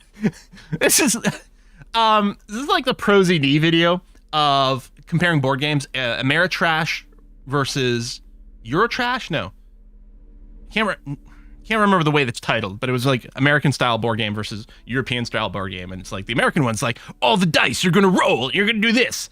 And then the European one is like, and welcome to Jamestown, a historical game about this. And later on at the end of it, it's like, and remember to get the expansion, Jamestown, da-da-da-da-da. And Jamestown, the racist parts nobody asked for. It's like, yeah, there's a lot of board games that really... Yeah, I mean, fuck it. I mean, we play EU4 and things like that, and you know, like there's terrible things that happen in some of our games too. Anyway, can we play a game? You hold a brand new copy of the game. Oh, I love popping the shrimp wrap. It's snugly wrapped in a skin of plastic. The cover features a charming illustration depicting a mass of grinning laborers loading goods onto a ship. While a richly with my buddies and I, we recently played Great Western Trail, a game about like cattle driving and stuff like that in the Westwind. It's very fun. It's a really good game. And we played the second edition, where one of the obstacles in that edition, in second edition, are these bandits that you can run into, but you can clear them off and you get a reward for doing so, which makes perfect sense. The original version, they weren't bandits. They were native villages that, you cleared out and got rewards for doing, which for some reason they replaced in the second edition with, honestly, a mechanic that makes more sense by, like, redoing them as, like, you know, just bandits, because, of course, outlaws and stuff in the Wild West was perfectly apt and way less problematic in, like, 30 different ways. The exact location and time period are left deliberately vague, but it's clearly meant to represent the economic relationship between the Revacholian suzerainty and its many vassals. I do like shaking the box. I also like when the box is heavy, because it's a sign that the box is big for a reason. Lots of board games, because they want to stand out on shelves, use a much bigger box than they need to. So you pick it up and it's light and you're like, ugh. The box has a nice heft to it. You hear the rattle of individual wooden tokens and feel their weight shifting back and forth. What treasures wait in store for you? Even before you open it, you can tell that this will be a meaty game of grand strategy and complex player interactions. Nice. The plastic wrap rips off as easily as a... Gloomhaven was a 7-kilogram box or something. Yeah. The Gloomhaven box, which is huge, was deservedly so. I remember the other box I've got was Mansions of Madness? The one you play with like a computer app with a helper. Is also big and heavy, but kind of pointlessly so. It's got like a lot of things that really didn't need to be in there and could have been way cheaper. There's a hiss as the lid slides off. Inside, I'm sorry, the plastic wrap rips off as easily as a bodice on a tawdry historical romance? That's great. Of various wooden components. Savor that new board game. Yeah, new board game smell. A mix of wood, paper, and ink, all wrapped in the sweet must of cardboard. Let's read the rule book. Welcome to Suzerainty, a game of economic strategy for the whole family. The rulebook is sumptuously illustrated and thick as a Gradian novel. Economic strategy, more like rapacious plunder and exploitation. Finally, proper game to teach children about the importance of trade in the global economy. Now let's go off. Colorful illustrations depict cheerful workers picking apricots. Of course, they're so cheerful. Sculptures out of crumbling temples and harvesting. Yep, yeah, and we gotta plunder, you know, things for our museum. Smiling. You begin to suspect there may be a political agenda to this. Hey, Joey, thanks for the sub. Family game. Political agenda. The instructions are opaque at first and introduce many concepts you're not familiar with. Fortunately, there are many diagrams and examples throughout. You soon figure out the basic conceit. Each player represents an administrator for the suzerain of Revachol. Your objective is to increase the suzerain's wealth and renown by accumulating victory points. Victory points. This also reminds me of the amazing game John Company, where you and the other players are all representing families that run the East India Trade Company, which is hugely problematic. But the game is like, kind of leans into that because your people are all trash, horrible people who are just in it for personal wealth and enrichment and just are absolutely awful. So, you know, they kind of get it right. So how do you accumulate these victory points? That's where the suzerain's vassals come in. The game features 4 vassal nations, each one home to an economically important resource. Each turn, the player collects resources from vassals where they've placed workers. They may then rearrange their workers, fulfill contracts for coin and bonuses, or build structures back in Revachol. Sounds great. As you leaf through the pages, your eye catches on a sidebar labeled Advice for Beginners. I love reading game manuals. It also reminds me of like back in the day when you'd buy like a new video game for your computer or your Game Boy or whatever, and you're in the back seat driving home from from the mall, and you open your thing and you pull out the instruction manual and you start reading it. Remember, there are many paths to victory in suzerainty, but successful players will find one strategy and commit to it wholeheartedly. Boring, boring, boring. Tear up this rulebook and commit some old-school atrocities. How's the winner determined? The actual scoring system appears infinitely complex, with a series of tables Sounds Gygaxian. required to compute each player's final victory point total. You skip that part for now. Examine the components. Open up a number of pouches containing wooden tokens. There are also several punch boards with other cardboard components. Yeah, I love popping out those tokens. Before you can play. Yes, let's punch out the cardboard pieces one by one. It's better than bubble wrap. Each cardboard token makes a But you have to be careful, because sometimes if they're not punched right and you push them through, it can tear the little cardboard at the edge. Oh. Has accumulated before you. What? You're not going to offer to let me punch Oh my them god. out? Kim, I'm so sorry. Let's check out the wooden tokens. In addition to the worker and building tokens used, This is a great way for us to kill time. there are also several piles of colorful resource tokens, each representing one of the game's 4 principal resources. Yeah, the Paradox manuals are always good for that. As I said, I bought and tried to play basically every Paradox Grand Strategy game for a long time before I ever, had a YouTube channel, and failed utterly to ever be able to play them. I started being able to play them because I literally just went with, this is episode 1 of my playthrough for Victoria 2, EU3? Must have been Victoria 2. We did do a playthrough with EU3 though, didn't we? Anyway, I don't remember. And being like, this is episode 1. Okay, tell me what to do. And then continuing from there. That's how I finally learned it. But I got to tell you, those manuals, great reading by the toilet. Big, thick, Hoi 2 manual was like a full 2 inches thick, I think. Or an inch thick. I was going to say 2 centimeters thick. From the Empire of Sefre, orange apricot tokens. From Ilmarat, the ancestral name of Ilmara, grey marble block tokens.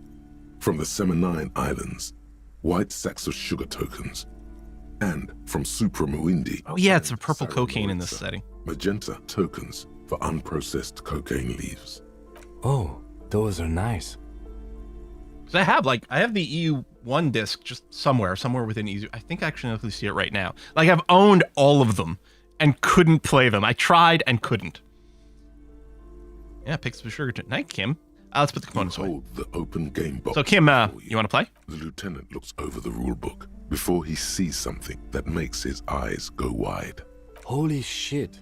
The average playing time for this game is 1 to 6 hours. Kind of perfect, actually. I'm not sure we can afford to set aside that kind of time for a game. No, let's do it. It'll be perfect. We can play this, and then we can go and start meeting people.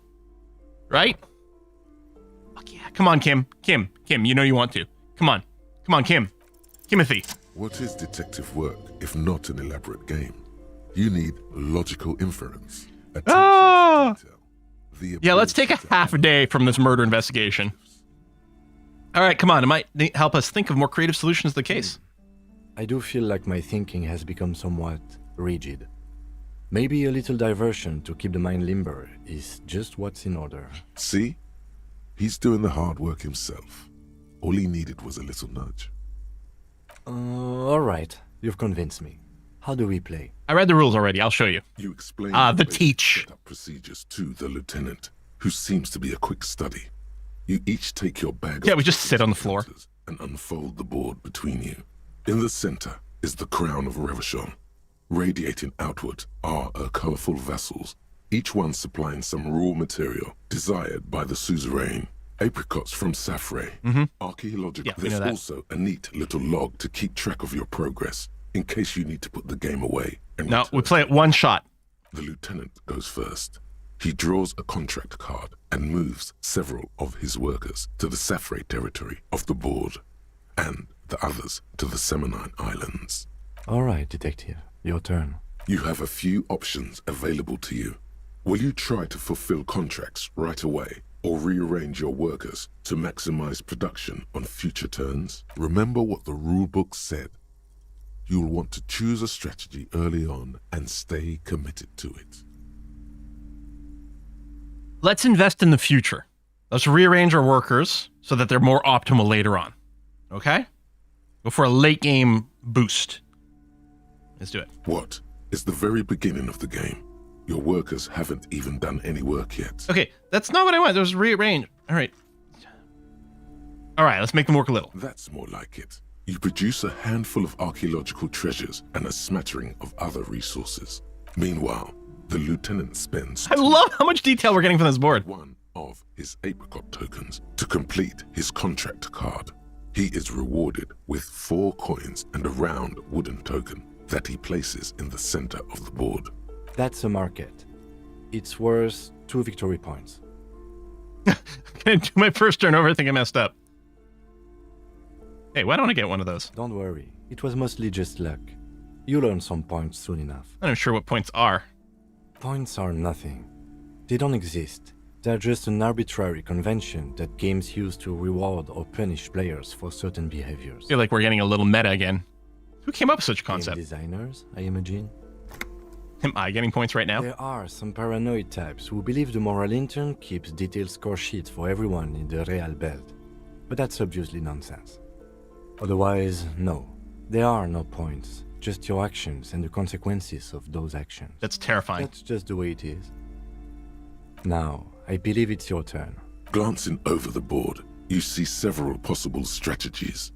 Pressing more workers into service would increase your economic output and help you to survive. No, I want to get more workers. I want to unite the workers of the world. Those aren't your only options. You could also show your workers how much you appreciate them by investing some of that wealth in them. Ah, hold on. This sounds like the communist option. It sounds like we're going to lose the game doing this. Well, sure, you can do that. It's just not a terribly effective strategy. But then, it's up to you. No, I want more workers. Using your powers of persuasion, you convince more workers to join. I don't think this is the communist branch at all, but it's fine. After several turns, your worker tokens greatly outnumber the lieutenants. A vast army of expendable labor is at your command. Gaze on your workers like a harsh but proud deity. It's just a game, man. It's not real life. It's like when we play games. We sometimes play games in a way that don't reflect our actual real life values. Like a deity. Too bad investing in your workers just isn't worth many points. God damn it, what do you mean? Take a look at the scoring tables in the back. Oh, you are super complicated. You see in table 8C that investing in territorial infrastructure multiplies your final victory point total by 1, which is to say not at all. Whereas erecting monuments in Revachol gives you a multiplier of 5. So you're saying the value of the ruling class are completely divorced from the well-being of the people who generate their wealth? Yes, precisely. Nonsense. Remember what the lieutenant said. If points are arbitrary, who cares about winning? I'm going to use my workers to go in and conquer Kim's territory. Just play how you want. Now it's the lieutenant's turn to respond. He moves aggressively onto the Safre territory. Soon, his workers are producing a steady supply of extremely valuable apricots. How can you let the lieutenant dominate you like that? You need to hit back, and hard. For several turns, you struggle to respond to the lieutenant's burgeoning apricot empire. Eventually, you relocate the majority of your workers to Supremawindi and Saramaritsa, where they begin producing a bumper crop of cocaine tokens. Cocaine! Draw a new contract card. According to the text, there's an aristocrat willing to trade a large supply of cocaine for a number of coins and access to a rare bonus. Amplified music worth hardcore music? Victory points. Oh yeah, baby. Cocaine and rock music go together like cocaine and rock music. Thanks, electrochemistry. This isn't unlike the situation the historical Revacholian suzerainty faced in Safre in the middle of the last century. Tell me more. Well, the suzerain was looking for new markets for all the Never seen this route. It was producing, and it settled on Safre. By introducing cocaine into Safre under exclusive... Oh, this is like opium warfare stuff. Extremely valuable captive market Yeah, that's fucked up, man. If you could somehow get the lieutenant's workers addicted to your cocaine, you could not only make them less productive, you would also force the lieutenant to... Great, I love it. ...you for your cocaine. Can you even do that? Yes, you can. Jesus Christ. The rules.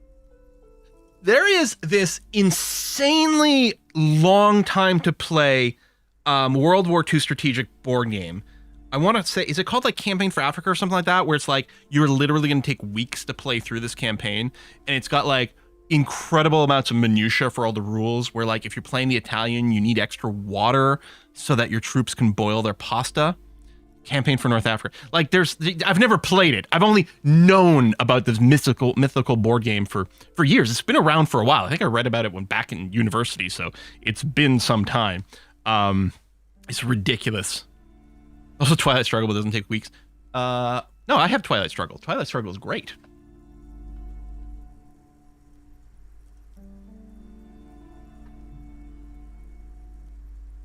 Twilight Struggle is an excellent two-player board game where one player plays as, the communists, and one player plays as, mostly Murica, but collectively, that sort of thing. And there's a lot of indirect warfare. In fact, I think both players lose the game if nukes ever happen. So that's something to avoid, if I recall correctly. There's actually a pretty good digital version as well, if you want to play against the computer, or, play against another person digitally. That's quite good. You've reached a critical strategic juncture. How do you respond to the lieutenant's aggression? Yeah. Oh, the contract is worth 7 points straight up, but this is really funny. Sorry, Kim, you're not going to like this. Cocaine! Lieutenant's face goes stony as take a turn. He does not appreciate you getting all his workers addicted to cocaine. With each passing turn, you slowly bleed the lieutenant of coins as his own workers become less productive and more dependent on your magenta cocaine tokens. As a matter of historical fact, this is almost exactly what happened in Safre. To this day, fully half of the former Safre Empire remains dependent on international aid in exchange for a steady supply of cheap produce. Isn't what they did in the apricot suzerainty in real life? More or less. He's thinking less about the matters of historical wrongdoing than how to get out of the jam you put him in. Realizing victory is slipping away, the lieutenant launched... No! Not tariffs! No! My escapism! Tariffs on your cocaine. No! He hopes to starve you out. I want to play video games to get away from this. Incurring the suzerain's disfavor. The end game is upon you. Do you escalate the trade war with the lieutenant in hopes of crushing him with your economic might? Or do you ignore his aggression and focus on building the mighty victory column structure in Revachol herself? Escalate the trade war. Throw the whole game away by trying to build a public education system for the children of your workers. The choice is yours.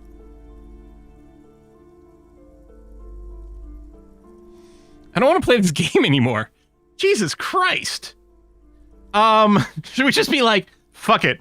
Let's just build a public education system for our workers. Lean into the communism, even though we'll lose the game. We'll throw it. Kim will be happy. He'll win. We'll throw the game. It's going to be fine. This seems to me like this is for the win, and this is more for the annoying. It's like, here's a way for us to both lose, because trade wars are stupid. We go 1 or 3. What do you think, people? Go for the win? It says Humbology. I do kind of like the idea of winning. For almighty Revachol, go for the victory column. Ooh, we got a lot of votes for 3, though. A lot of people want 3 for the moral victory. We'll lose the game, but go for the moral victory. Now the ones are starting to come in. Fuck it, it's a game. You got to go for the win in the game. Building the ultimate structure requires diligent economic planning, which you completely failed to do. But I've got all the money from Kim.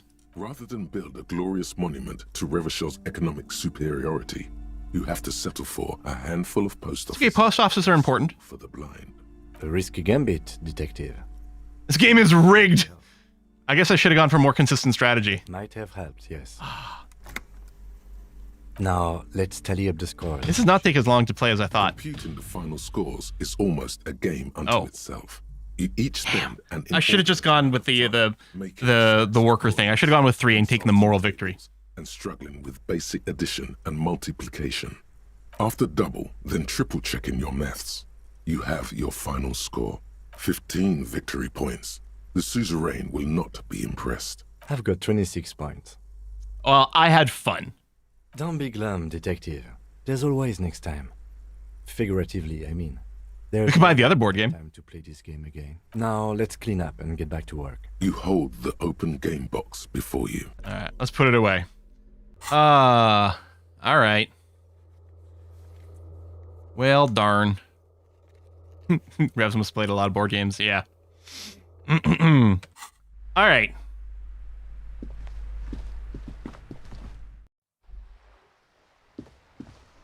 Well, we still have to kill a few hours. Come over here, see if there's any other items we could buy from this guy. Oh. Little rumble of a bass beat. Your heart repeats it. Ah. Where's the music coming from? Just from across the way from the church. I think we did do the visual calculus. Alright, I'm gonna buy the windbreaker. The speakers below are banged up and worthless. There's a reaction speed. The sneakers triumph That's over so expensive. They're the star of the show here. That's a lot of money. But I mean, what else am I going to do with the money, right? Shine on these sunglasses lasts a lifetime, officer.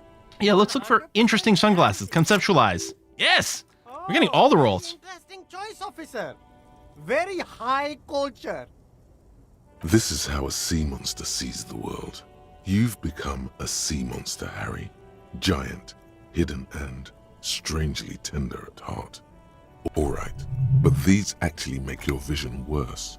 It's like literally being underwater. Yes, but they also make your soul quiver like Jetty. Ooh, I like it when my soul quivers. Wow, officer. You look so cool.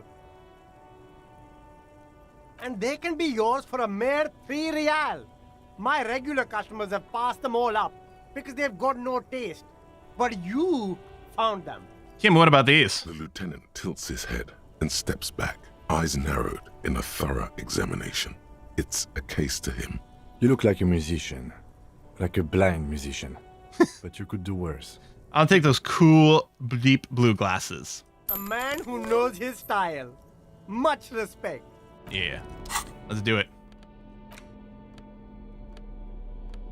We do get more Inland Empire. Not that we really need it. Composure. Keep your cool, weatherproof. I'd lose shivers. No, I'm not going to put it on. But I'm happy we bought it. Should I get the shoes? What am I currently wearing? +1 empathy. The speakers below are banged up and worthless. You know, we're losing a lot of... over them. Oh, we could try it on for the thought. That's true. You know what? I'm buying them. Now the premium lifestyle is yours. Harry is not good. Oh yeah, and I'll give him the speakers. Harry's not good at managing his money. Mystical energy. Wonder if these speakers would have been useful for karaoke or for anything with the ravers. The junk is yours, officer. Happy listening. Try not to hurt your ears with that Samaran garbage. Okay, so yeah, we will put on the windbreaker temporarily, and these ultra shoes. I'm getting more Found stuff. Wonder if there's like a complete the Found ensemble bonus. Why did you even buy these? These are no magic speakers. They're lame speakers. All they will ever produce is faint memory of the song you're trying to listen to. Sell them for cash. Price 30? Wait, what? Did I buy these speakers for 50 cents and I can sell them for 30 bucks? I'm a businessman. Officer, the flashlight, please. Oh, right. Sorry, my bad. Sorry, bro.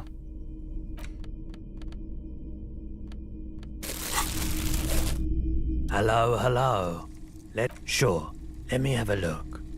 A photo of a corpse here. Oh, no. I don't like those kinds of objects. No sale. Do you know what the tattoos mean? Photic paths, counter-radiance networks, anti-magnetism. It's darkness. That's all I know. Sell me something light. I don't have a lighter. You have absolutely no idea what aphotic paths are. But the tattoos on the man are not that. I have some armor. All right. Let's see it. Show him the cuirass. Oh, no. Besides, it feels like he would have accepted the risk if he hoped to profit from it. It's not greed, though.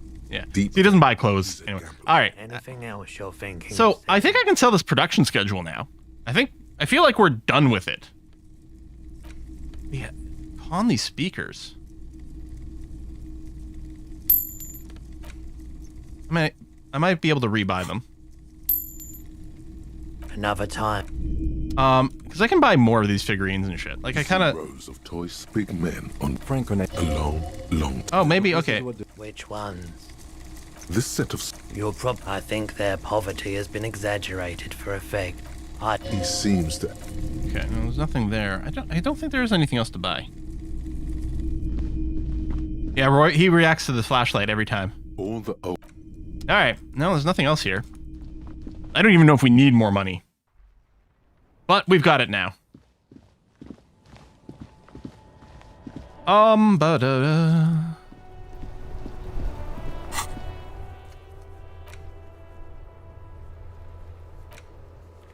Kim, you want to play another board game?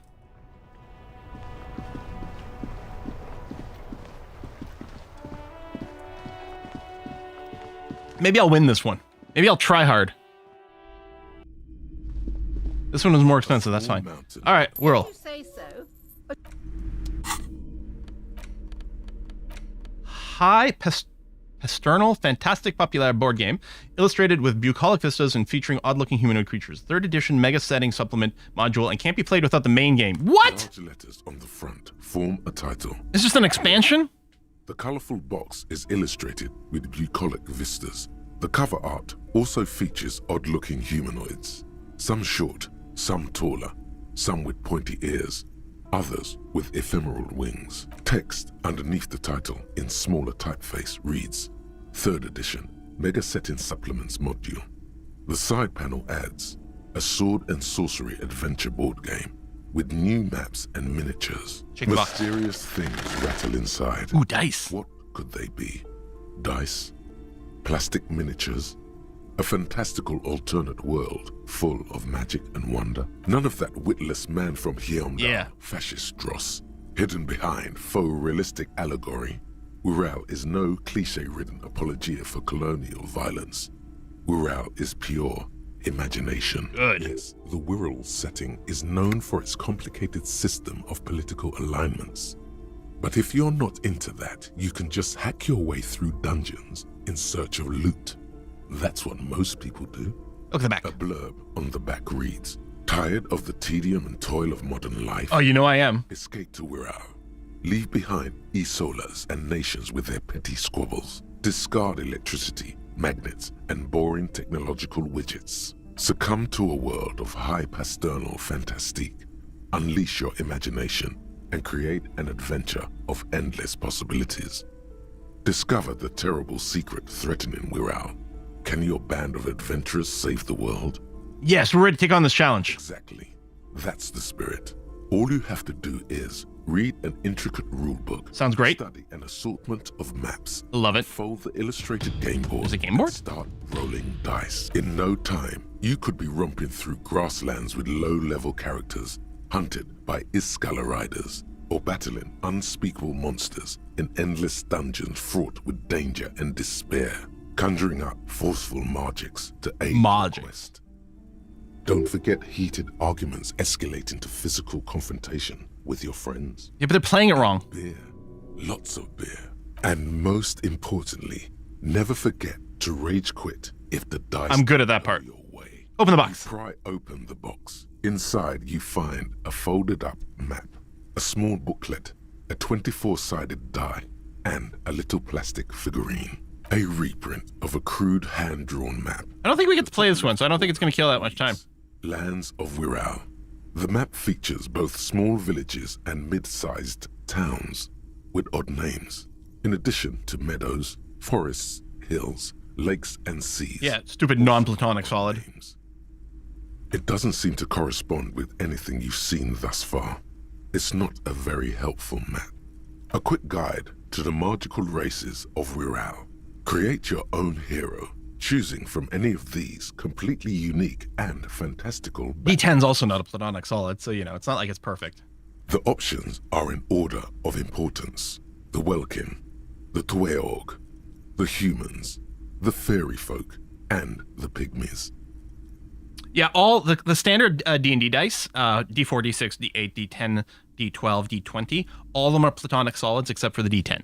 Unless I'm wrong, but I'm never wrong. The Welkin, tall, lithe, and graceful, with long flowing hair and pointy ears. They're known for being powerful magic users, but can also hold their own in a brawn-driven fight. The Welkin come with a variety of exciting sub-races. High Welkin, Forest Welkin, Lake Welkin, and Snow Welkin. A grand race of industrious mountain people. They're short, stout, and muscular, and enjoy digging for gold and other precious minerals. They're also well versed in the art of combat, where they prefer to use axes and hammers. The Tweog also come in a few different sub-races. Hill Tweog, Shield Tweog, and Dark Tweog. They're just humans. What else is there to tell? Fucking standard fantasy humans. Stats. And a very small race of flying people, known for being mischievous, full of trickery.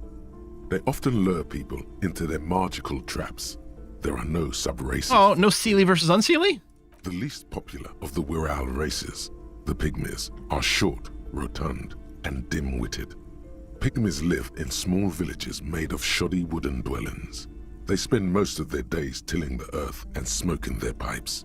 There are no sub-races for the Pygmies. Look at the die. It's made from some sort of wood and has been decorated with peculiar plant motifs. Take the die. You place the die into your pocket. I wonder if I can show it to the dice maker. Luck on your side. You see a man in ragged clothes wearing a lopsided hat and wielding some sort of a firearm. Huh, interesting. A communard. What? A communard. One of the leftist revolutionaries in the anti-centennial. Yeah, but what's so interesting about this? The figurine is not a part of the real game setting. I guess someone misplaced it during the packaging process. Maybe someone should make a role-playing game set during the revolution. Good luck finding people who'd want to play as communard. But I do. And take the figurine. Take the figurine up by the base to meet your gaze. The little plastic man stares back at you, his face contorted into a colorful box with... So, we got ourselves a standard Wirral die, basic 24-sided role-playing die, can be used to get results for several dice. It's made of East Seminoese snakewood, embellished with plant motifs. It reminds you of plain and hill Welkins. Note, look at the map tab in your journal to see which white checks have opened. What? Nice little figurine, a turn of the century leftist revolutionary's ragged clothes. His head lies a lopsided map, seemingly Unashunka. On his hand, he carries a little musket. Did it reset my mirror to try to stop making the expression? I kind of wouldn't mind trying that.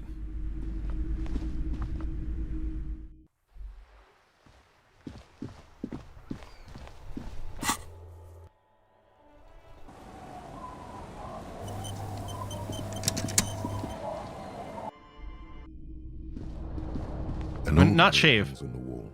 You see the reflection of your face in... Let's do it. Let's try to stop the expression. The expression still not... Damn it! It won't come off that easy. Am I really going to invest in electrochemistry? Okay, let's do it.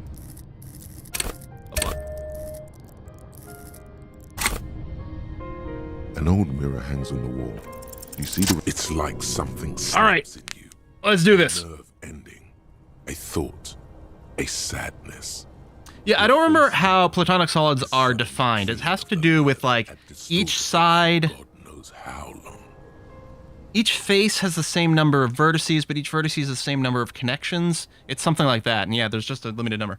Like something snaps in you. Nerve ending, a thought, a sadness. Your face in the mirror is suddenly clean of the leers, head distorted for God knows how long. Just like Look at that! I'm no longer grinning. the running gag that your life had become. A sad old man looks back at you. Done. Just wanted to see what happened. Him, anything new here? Yes. No? All right. How do we kill another 5 hours?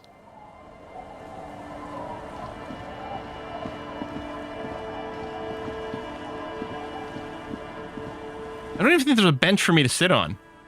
I think I've read all the books, although I guess I could just keep, like, looping through them some more.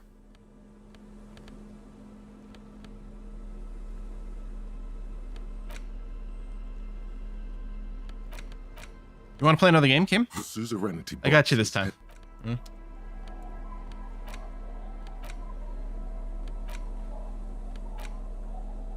hold in your hand the color of every page. A, H, Q, that's it. Well, that was 10 minutes. I did check out the scattering of bullet holes. I'm pretty sure that's done.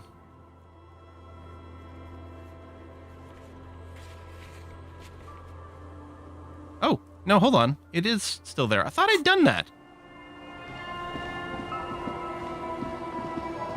I mean, I guess what has happened is I've just tried it multiple times, but haven't quite succeeded at it yet. It's over... No, not up here. It's down here. No, the Kim's cruiser radio is tomorrow. What we kind of want to do is kill time to the end of the day. You know, assuming the world doesn't end all of a sudden, that would be bad. Kill time to the end of the day, 2,200 hours, get my gun, hopefully do the communist meeting again, go to the next day, get the follow-up on the serial number, and then we go into the basement. Scattering of bullet holes is spread across the cracked wall. A row of ghostly shades stand facing the wall. There are many of them, a dozen at least, their heads lowered and eyes blindfolded. Oh, the Dick Mullen It's books. Quiet. No sound. 10 meters away, other shades are lined up in an orderly manner. Automatic rifles primed. A gust of wind blows by. The coats of the firing squad flap slowly in the breeze. A single person stands on the side. Snowflakes fall on the wooden planks and the surrounding sand dunes, covering the land with the white of innocence. A long time has passed since the moment of this fusillading. Rain and brine have since washed all the blood away. Not a trace remains. I could try offering the new figurine to Dolores Day. The abundance of bullet holes leads to two options. Either an inordinate amount of executions were performed here, or they did not use a conscience round, where only one soldier has the loaded rifle. Looks like this was a mass execution with everyone fully armed. A host of men, probably in everyday clothes, ragged from the conflict and covered in dust. They were not sitting, a common practice for executions in some nations. As demonstrated by the height level of the bullet holes, they stand, facing the wall. It's impossible to discern any details about their personality or background. Ordinary people, familiar, each and every one of them. Comrades, the forsaken, the wretched, who tried to rise against the horrors of the world. 7 men in combat uniforms and dark coats, holding automatic rifles aimed at the people. Soldiers from some side, but from which one? The commandant, the one who gives the order. Machine gun fire crackling through the air. The lights of the muzzle flashes dancing on his face. Kim, who is who in this execution? I don't know. I don't know who died here, lined up beside that horrible wall. It could have been any of the parties involved in the revolution. Perhaps the ones executed here were the loyalist conservatives, killed by the communists at the start of the Civil War. Or it could have been the communists, put to death during the last stretch of the conflict by the coalition forces. It is possible to shave. I failed it. I'm not going to, because apparently the facial hair is more Remember communist. what Trent Heidelstein said about Val? What if it was the Feld personnel when their asses were seized by the revolutionaries? Another likely scenario. Or maybe. What about the people from the coalition, so-called moralists? Yeah. It's very unlikely the coalition forces were the ones who died here. They were always the last ones against the wall. To be honest, if a coalition member was anyone in this situation, it was a commandant, the superior giving the orders. A cold sea wind blows away the figures. Behind this building, the other one, once filled with engineers and designers of Feld Electric, now collapsed and dead, but for some rats. You feel drawn for some... Oh, I should go to that other mural again. A row of ghostly shades facing... Oh, okay, let's just bring this one back, okay? With another 7 shades, a cold... Behind this... Okay, let's go back to that other mural. And someone said something about maybe checking the heater that Ruby supposedly fixed in our room. We can go and check on that. And then, yeah, maybe what I'll do is I'll just grab some random... Pick up a random book. No, okay. There's nothing there. All right.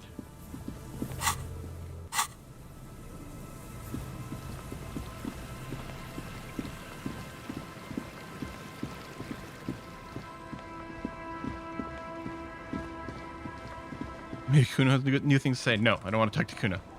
I mean, I could check, but... Read the case ledger. I guess that's true. Yeah, no, there's no interaction to be done here.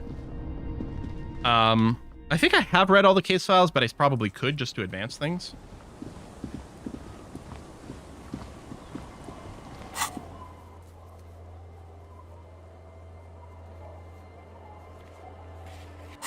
I can't do a hard save, can I? I guess I can. Okay, just on the occasion that, like, let's say this messes things up because we advanced too much time. It's the ledger you found in the trash. It takes about half. Yeah, I've read all these, but if I go through again, the mural, true people, the graffito crew, the case, the crew, the 9,000, a staggering 7. In any case, it appears to AK you were so Leslie, the only you would. Can you keep threatening? It's plain. No, he must in the kill that he came. Can't get which is also why the officer. It would be. That's all he. Who know? Don't one day some ass in suck they will leave cigarette butt. No. You didn't have murder, beaten to death by Joseph Mills. Did no? Okay, no, yeah, no one. Mills. Yeah, no, yeah, See, no. Smoking. Yeah, I've read all these already. Let me just check. It is 2,200 hours that I want to do things, right? 2,200, and that's the next day, and then presumably, I mean, we could check to see if the communists are there now, but I think they were 2,200 as well. So, let me just. It's the ledger you found in the trap. Arson, petty theft. You don't exactly. It takes about half. AKA, you were Leslie. The O. You can you keep your threatening? It's plain good. He must in the kill that he came. Can't get which is also what it would be. That's who don't one day murder, beaten to death. Joseph Mills didn't know. Okay, so yeah, no one Mills has no. Okay. See. Smoking hookah, not much is. Okay, now, what I'm going to be annoyed with is if we go back to the boardwalk and that person is still not there again.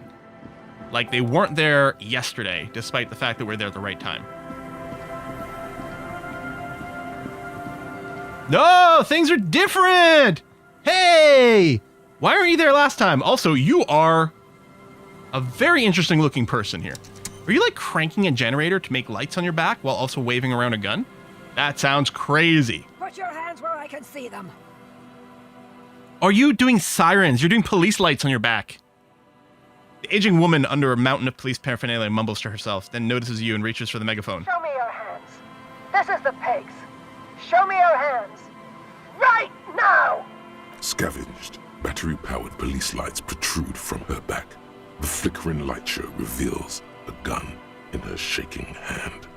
Her hand is trembling from some sort of neurodegenerative disease. Madame, please drop the firearm. Dude, Kim!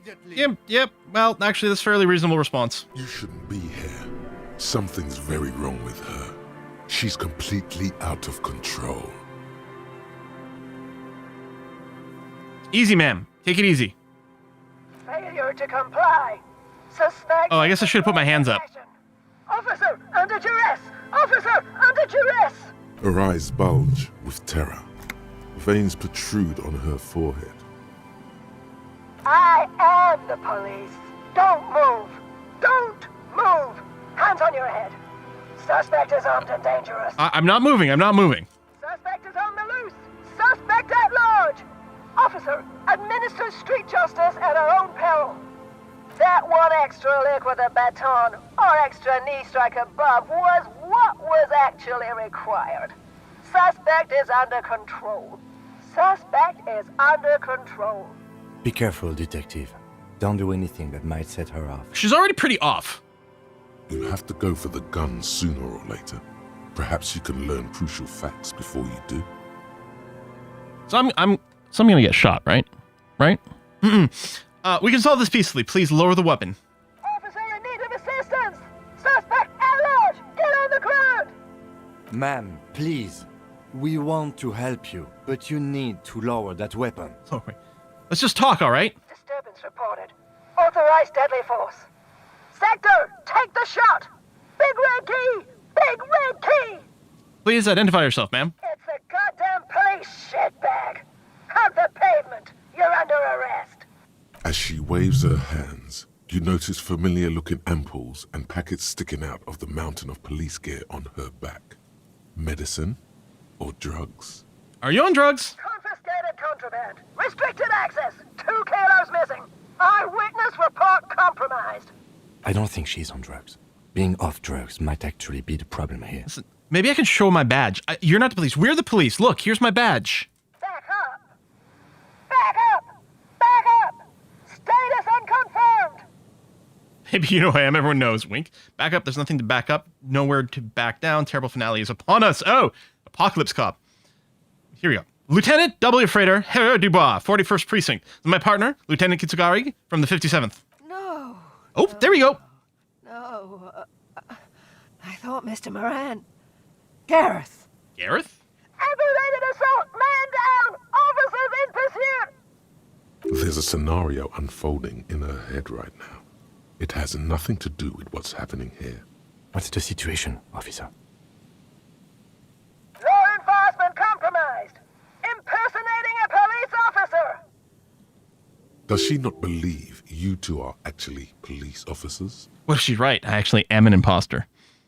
We really are cops. Look, white rectangles. Ooh, going for my badge, going for my pocket round seems really sketchy, but we're going to go for it. We really are cops. Look at my badge. License and registration! License and registration! Come in, dispatch! Sector! Sector! Azimuth! It's not a code, just disjointed words. She's losing it. One twitch and there will be blood.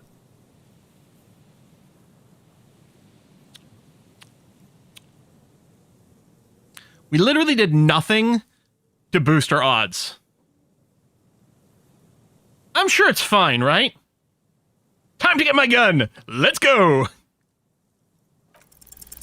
And reload. Confused, teetering under all that gear. There's an opening if you just move fast enough. Okay, I was just off by 1. Lieutenant's got her in his sights. Host almighty, don't count on that. You saw the Binoclad can't shoot for shit. No, I know myself. I know I'm gonna fail. Gun, I'm coming. I know I'm gonna fail. Sure, you're you. But how do we end this? She's not just gonna let you leave.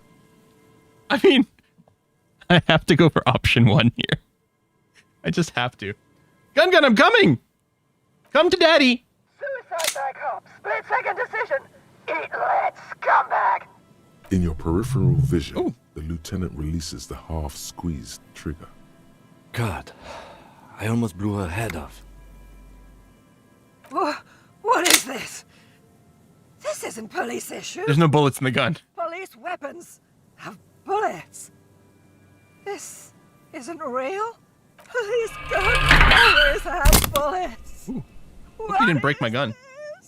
Why did you sell me this? She looks devastated. Grab the gun right now. This might be your own. Yeah. No, I'm gonna pick up my gun.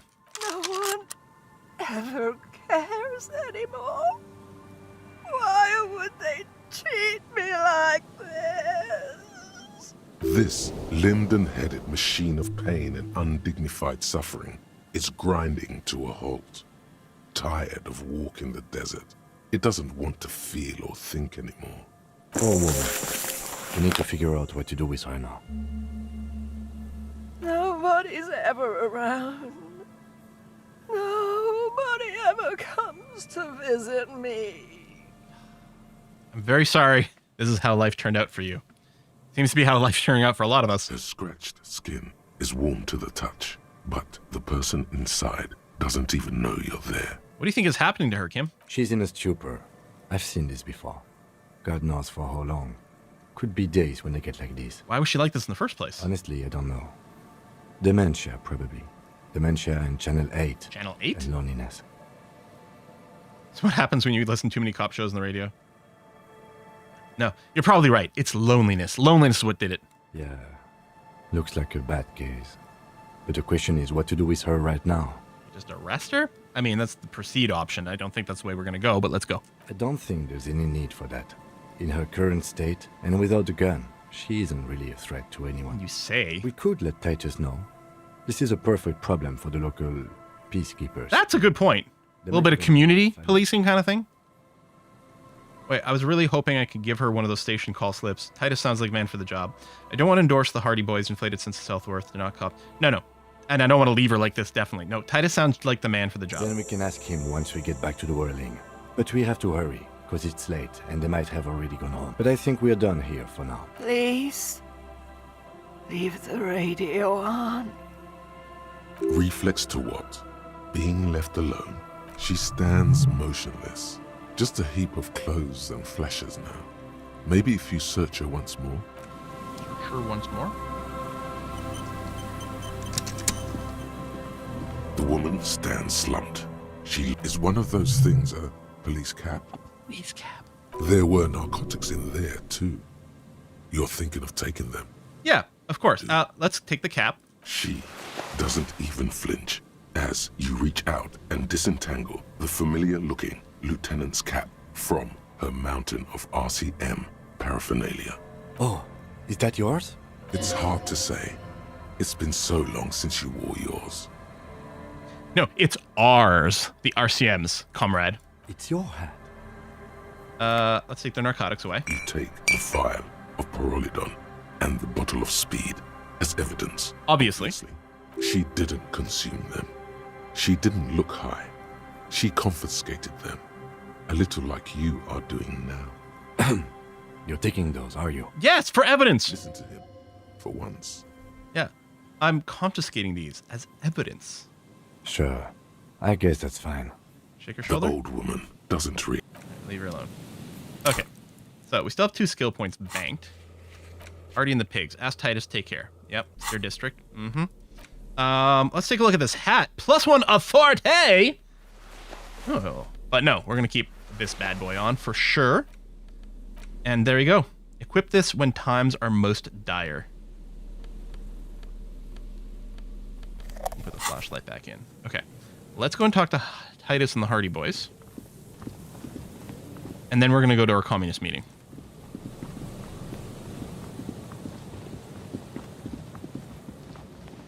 Come in here because it's a fast travel point.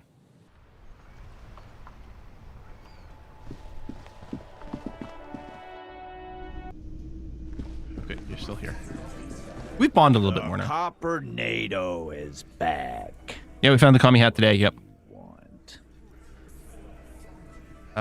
Yeah, there's a old catatonic lady in the old fish market on the other side of the bay. She needs help. What's that, Copper? You want us to help little old ladies? Yeah, now? actually I do. You're local law enforcement, aren't you? Helping troubled civilians. Oh yeah, we gotta inspect the gun gun. Jurisdiction.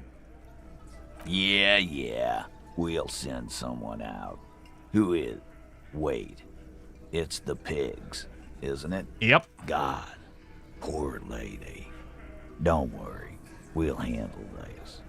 I think she got some family in Coorong or something. Titus is a good egg. Left her alone when she got sick. We've been getting complaints. Hey, wasn't Everard's beat team looking for her the other day? They said something about her, I don't know, finding something? Yeah, I think you're right, Gene. She have something of yours, Pig? Yeah, she had my gun. You're fucking with me. I'm just gonna tell him. Who cares? She had your fucking gun. She did. Sure did, boss. Heard him loud and clear. The pigs lost his gun to the pigs. Oh, yeah, the green screen. I think the new camera I got is, yeah, it's set the exposure and the white balance to automatic. Which, there we go. I go and set it to manual. I'm a little too yellow.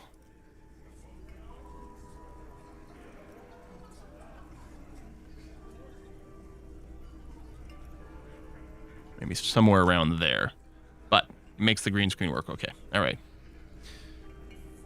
Well, at least I can see you got it back. If you have any questions. I do, but I'm also a little time sensitive here. I don't know, what's her name? Auntie LaPlante, we always called her. Something LaPlante. Marianne, amigo. Marianne, amigo, LaPlante. I'm gonna intentionally get confused. Fuck you, pig. What the fuck you are playing at, huh? Easy, Al. Don't let him get to you. Have one for Auntie LaPlante, huh? Don't disrespect Miss LaPlante, Copper. She's good people. We all get a little crazy sometimes. Who was she? Was. Like before. Just an old lady. Her kids moved away years ago. Us kids? That must have been the children kept her together. Okay, I'm actually gonna leave because I'm a little bit worried. We're the real... Okay, it did flip over to the next hour. And I was just worried, like, what if the communist meeting is only 2200 to 23 or, 2259 and we miss it? I don't expect there's going to be a ton of lore drops over there. But, I mean, the completionist in me does want to see every conversation, but yeah.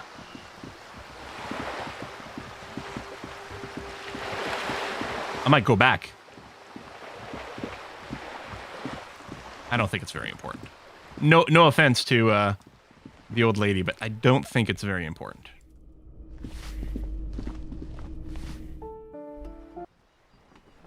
There you go. I think there's some lights on now. All right. You're back. Oh, hey, I'm guessing these pots of gouache belong to Cindy? Yeah, it's hers. She just Can I steal one of her brushes? Moved it all in a few months ago. She said if she's going to make truly radical art, she needs a suitably radical workspace. And I don't think she could afford rent at an actual studio. Do you like her art? Oh, sure. It's definitely interesting, I would say. Interesting? Isn't that just binoclard for I don't have a real opinion? Yeah, when you have nothing to add. His companion's eyes widened. Call him out. Interest. If this is what the Union man meant by theory combat, you've just scored a decisive blow. Come on. It's not that I don't have anything to say about Cindy's art. It's more that I'm still working out the details. Uh-huh. It's a complex question. You've got to take your time with it. Sure. You flustered the poor boy. Now he's got to say something. I guess you could call her latest stuff a sort of counter-bourgeoisie calligraphy. She's got a real taste for radical slogans. It's too bad she hasn't developed the theoretical foundation to do truly radical work. I think she'll get there, though. She's still looking for a subject equal to her ambitions. Should be me. Wondering, what's the deal with this place? The deal? At a fundamental level, I guess you could call it the shattered bones of a dream crushed by capital. I feel you. It's really good, Steban. You should save that for an essay. Thanks, Uli. When the idea is sound, the words just sort of flow. Yes. Now keep developing the idea. This place of the shattered bones, that must make us the Bone Weevils. Yeah, that's not bad. It's pretty bad. Not as good as Steban's original idea, though. All right, let's move on. Ahead. I'm ready. Let's talk about inframaterialism. Yes. Let's get right to it. His companion leans forward, ready to jump in. They're impressed that you dove right into the most advanced parts. Yeah, I did the reading. Half an hour evaporates, and the conversation is still wending its way toward new and unexpected places. The cool breeze coming off the bay wraps itself around the Capeside apartments in a nearly forgotten part of that glorified construction site, surrounded by rusted pieces of scaffolding and walls of faded tarpaulin. A detective of the RC debates the intricacies of an abstruse theory with a pair of university students. But if it's true that this individual possesses so much capital... Over on Twitch, in the Twitch chat, Essential's got an important message for people about a charity birthday live stream for next Saturday. So make sure to take a look at that. So much coming, like, literally bends around him. Yeah. I guess, man, maybe we wouldn't have gotten this, presumably we wouldn't have gotten this if we hadn't met the rich dude. The capital possesses its own form of plasm. In innocence of capital, Puncher and Wortman argue that communists must possess as little capital as possible in order to keep their thinking undiluted by its influence.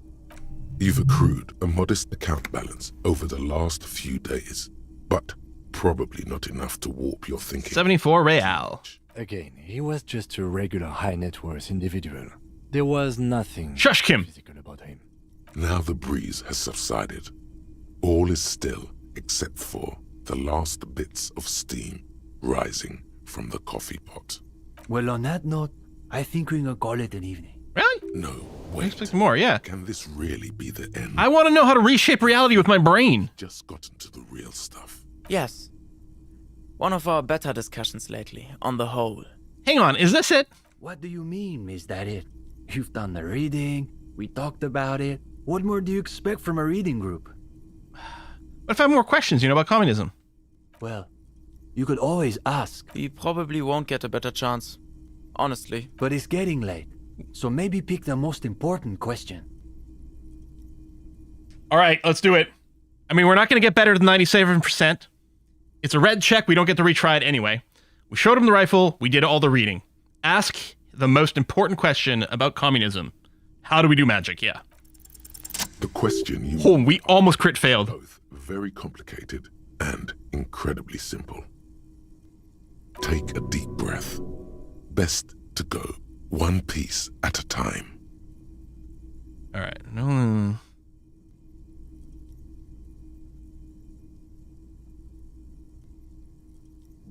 I wonder if I can do each one of these. Or if it's just... I don't know. If the whole theory we're meant to believe is completely unfalsifiable, I'm going to go with that, although there's a doom here. The young man waits patiently for you to finish. And the rest of the world conspires to invade and massacre us when we dare to stand up for our beliefs. Whenever we do, it just devolves into... And we waste all our time arguing. No. And the rest of the world conspires to invade and massacre us when we dare to stand up for our beliefs. Yes? Say it. What's the point? The young man considers your words for a minute. It's not really the thread I wanted to pull on, but sure. There's something going on in there. Empathy. But Ah! the most sanctum is still beyond your reach. Dang it! I probably could have gotten this one with the clothes change. The theorist Puncher and Watman, not inframaterialists, but theorists nonetheless, say that communism is a secular version of Pericanasian theology, that it replaces faith in the divine with faith in humanity's future. That makes sense. I have to say, I've never entirely understood what they mean, but I think maybe the answer is in there. But what if you don't believe there is a future? Then you don't believe in the historic role of the proletariat, which also means you reject the basis of historical materialism. It means you are not a communist. Oh no, I can't be apocalypse cop and communist cop. Something else.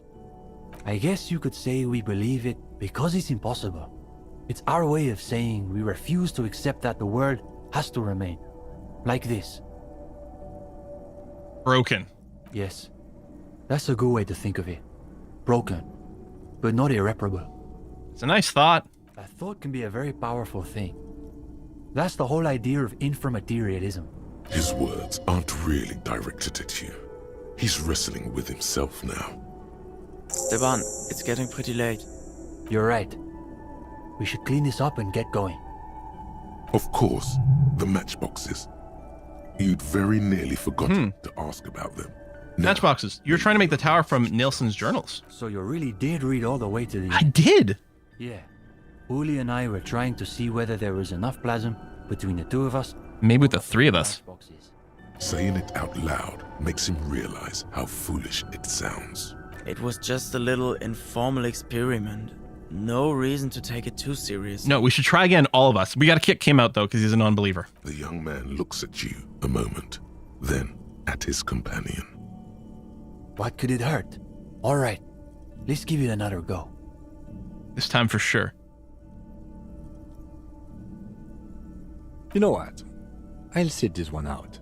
I don't think you want my skeptical materialism interfering. I mean, I didn't want to say it out loud, Kim, but yeah. Before long, a modest tower begins to rise from the pile of matchboxes. Easy, Uli. It's holding. For the moment. You've never seen this either in 2 playthroughs, huh? The higher the tower goes, the quieter the room seems to become. Aside from the occasional comment, the three of you are completely absorbed by the task. Gotta kick him out. Look, any theory of economic reality doesn't involve Kim Kitsuragi isn't worth a pile of beans. All right. You go next, Steban. Believe, Steban. The young man pushes back his shirt sleeves, revealing the pale flesh of his forearms. Easy now. Is it? He's holding. He's holding. Yes. This is the closest we've ever gotten. It's almost exactly as Nielsen's sketch imagined. A physical manifestation of the dialectical spiral of history. Yeah, it's a reverse Jenga, yeah. All right, gendarme. Your turn. I'm wearing the hat. I can do it. You've got this. Theories aside, they're only matchboxes. Even the lieutenant is watching intently now. Ghost of Mazov, give me strength. It's... My God. Is he really holding? Never seen anyone build this high? It is. It is. You thought it was scripted to fall? No, you just weren't communist enough to believe. There, in the middle of the floor, the winding spire quivers with an improbable energy. This is impossible, right? There's no way it's really staying up like that. Haha, Kim, in your face! But it is.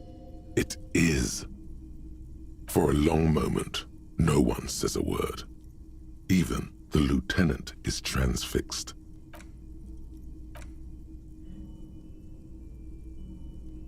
I'm just gonna say nothing. A low-pressure system is gathering itself over the bay. It's begun to tug violently at the tarpaulins. And there it goes.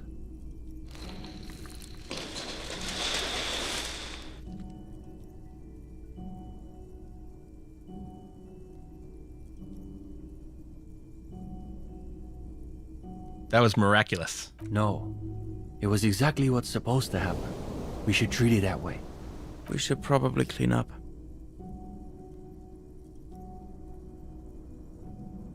The cleanup, they just shoved it over to the side. Well, I think we're probably finished here, Detective. It seems like it. Wait a minute. If you don't mind, we wanted to get your opinion on something. A few little changes we've been thinking about. Yes, I think you should start building guillotines. Nothing too major, I think. We were talking potentially about relaxing some parts of our admissions process. Probably would help if you didn't make people go through a whole interview just to join. We could ditch the passphrase and meet in a coffee house. Ooh, I like that. Changing up the reading list. No, let's meet in a coffee house. Yeah.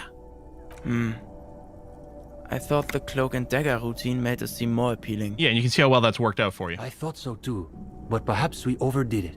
Just a little. There was another thing. We were also debating putting up some posters. Yes, posters. Though some of us maintain that advertising is an unacceptably bourgeois... No, we have to get the message out. That's what makes it so beautiful. The irony is unbeatable. As a noted art cop, you definitely have an opinion on this. You know, I'm something of an art critic myself. I support this poster plan. Glad to hear it. I was thinking we might be able to get Cindy to design the poster. Yes!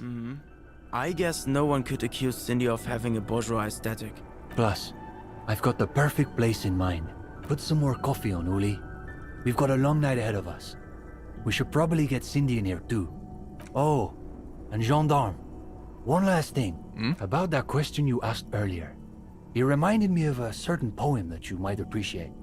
Ah, so he has read something besides his books of abstruse theory. It was written by a young communard who was killed on the barricades during the Coalition landings.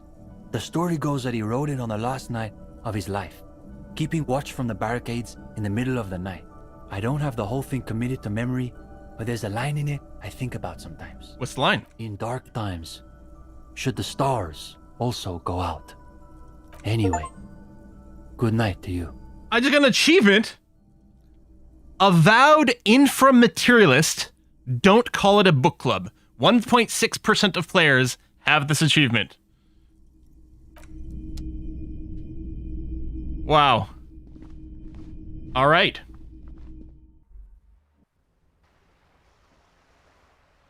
Cindy still out here? Hello again, officers. Nope. Okay. Nothing there. Okay. I mean...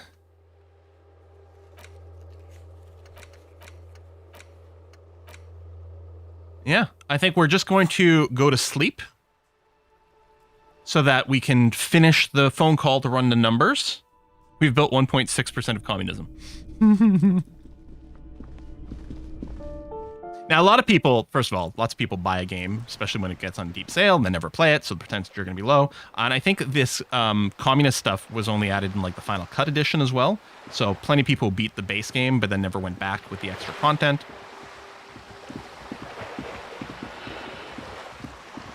Just going to come here and then fast travel. I know, yeah, maybe we never, I guess we never finished Smoker Dude. He was still on the list. Right? I like this guy. Hi again, Gendarme. Composure Bye-bye, check. Gendarme.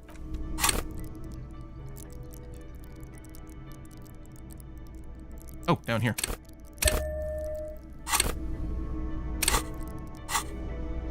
Hi again, Gendarme. It's only 28%. Bye-bye, I mean, Gendarme. I might have some composure clothing. I'm not looking to really constantly swap my clothes the same way anymore though. It's like we'll just take things as is. I'll save the last skill point in case there's a more key reroll. Could he be a member of the homosexual underground? No. No, what? What? Wow. What? Why did you think that? Yes, this man is definitely one of the homos. I've seen them homos with my own eyes. It's dialogue. What the fuck? All right.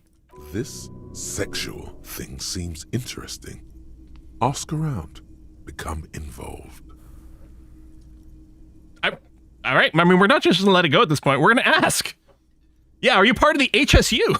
The homosexual underground? The smoker sits up immediately, his eyes wide with amused surprise. A honeyed smile lingers on his lips. Why, yes, I am, officer. Why? Do you want to investigate? I mean, I could stand to do a little investigation. Sure. Oh, it's a pleasure group. A Sub Rosa pleasure group congregating in cellars. Yeah, does Harry know what it is? Saturday night. Sometimes even Friday night. And of course you got your Sunday friends. What about Thursday night? Or Thursday night. Sometimes the congregating doesn't even end. It carries on into our daily life. Your daily life? What a crazy concept. So, but why do you convene? What do you do? Oh, we're ambitious. We want to destroy the last vestiges of meaning. Yes, sign me up! Shall have to hold on to the true symbols of security. The meaning of man and woman, mother and father, their marriage. Everything will be constantly shifting and moving under our rule. The future will belong to a circus of identities just spinning around, surreal and unreal. You won't even know who you are anymore.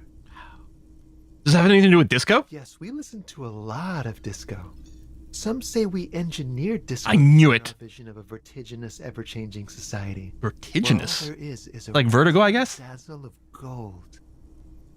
We are going to change the family unit with all Dazzle, its dazzle. razzmatazz and finger dancing. Any fans of Shira? Mysteries. Either version? The mysteries are also of sexual nature. Very esoteric. Very esoteric. I do like disco. Maybe I should get into it. You can't just get into it. You have to be born into it. One is either already in the homosexual movement or forever excluded from it. What if I can't remember whether I'm in or not? What if I can't remember anything about my life aside from the fact that I like disco? Beautiful. Beautiful. That's exactly what we're looking for. Who knows, maybe you were homosexual in the past. Maybe all of that has been repressed. I mean, also, can we get some bi-representation up in here? I'm just saying. I have to say that you do look like someone who might be part of the underground. You have that very distinctive, I can't understand what's going on here look. What? This is going to be like a 20-hour mind project for me. 20 hours at least. Absolutely wonderful.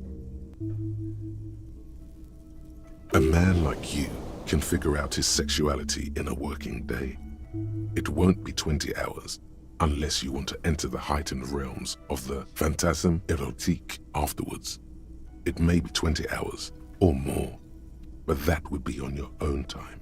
Bye-bye, gendarme. Hang on a sec. All right, I don't need to remember how old I am anymore. -1 difficulty for all physique passives is kind of cool, I gotta admit. You know what? Why don't I just drop the Arno van Eycks?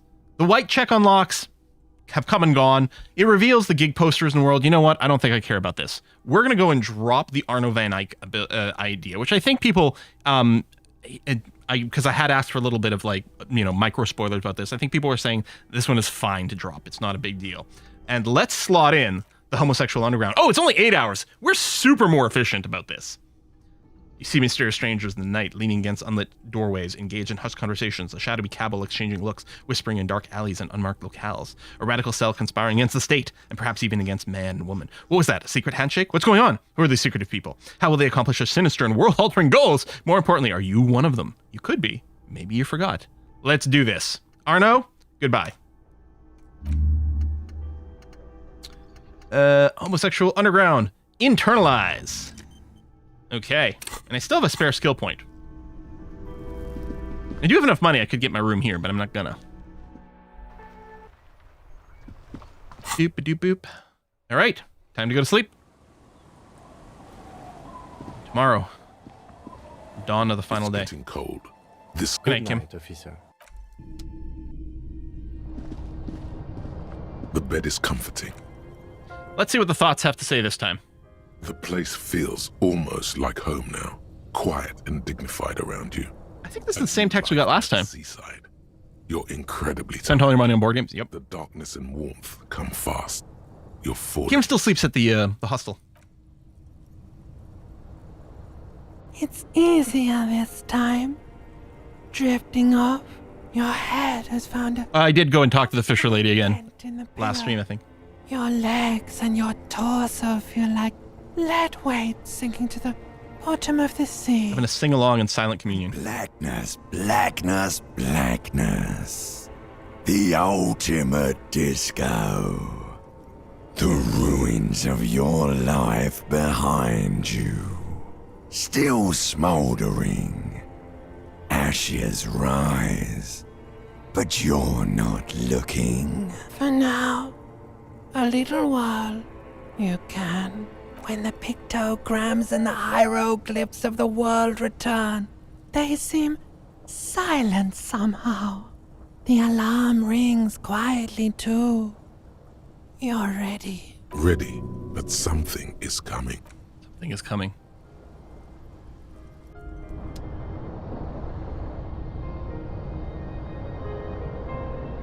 Okay, radio car. Actually, first, I'm going to take a short break because I have to pee. We also got an ad break coming up on Twitch in 1 minute, so it seems like a perfect time for it.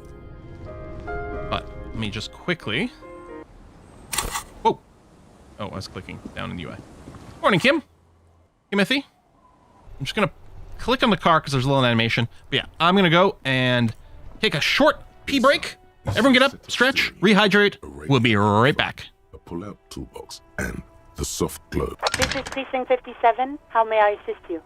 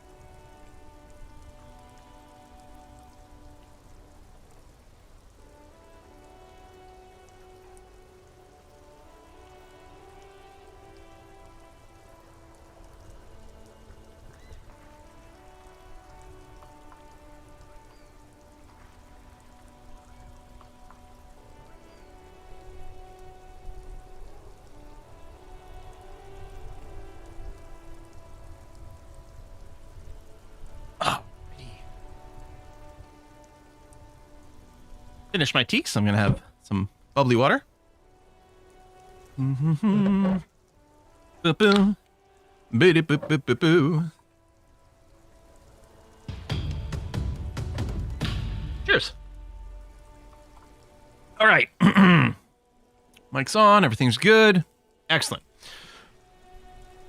Did you find out more about the owner of those armored boots? Yes. It took some convincing, but I got the mercenary's name and a few biographical details. Are you ready? The lieutenant leans in to listen. I was born ready, baby. That suit of armor was issued to an Oranese citizen named Ellis Cortenaer. And remember, Klasia called him Lely. Kortenaer. Because this. Exact date of birth, unknown. He was signed into the Lelystad County Neonatal Care Unit on 28th of February, 09. Neonatal care unit? He was found as a newborn in a leaf compactor near an abandoned farm. He spent 4 months in the neonatal unit, survived apparently, and was assigned to a foster family at 2. This is what the ICP knows about him. He was raised by foster parents, entered the East Brand Military Academy in Vredefort at 17, then served in the Oranese forces till he was honorably discharged in 41, just a year before the Seminese conflict. Then the armor followed him to Seminine, or at least I assume it did. And that's it. There are no records of his employment in Crenel, or any of its other incarnations. He was found in a leaf compactor. It's a garden tool used to press leaves into these cubes. It's a detail the hospital had, the only detail in these files. So I thought it would be good for you to know. Yeah, A Kiss for Lux Run is also excellent in this. She's working hard to stop Harry from being so, himself, and it's got a very different vibe, and it's fun. Excellent. It is. Thank you, Alice. Any information on his foster parents? None, officer. So I have to connect him to Krenel as the armor. Even that is a small miracle. These organizations usually double-check their inventory. So I don't think this was very important, but it is interesting to have done No it. problem, Lieutenant. We have his name, service record. Oh, This plus is 70. very good. Ellis Cortenaer.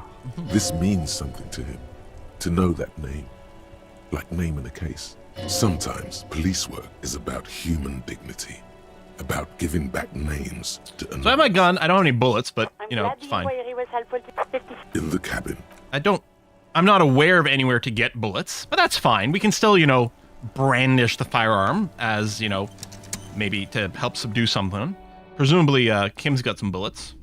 I just want to go upstairs and talk to Klasia just in case she reacts to this. I have a bullet. Okay, we get do you have the bullet? Was it an intact bullet from underneath the floorboard? Because we had the squashed bullet. Right, the fractured bullet. And then under the floorboard, we did find a bullet, but is it in my inventory?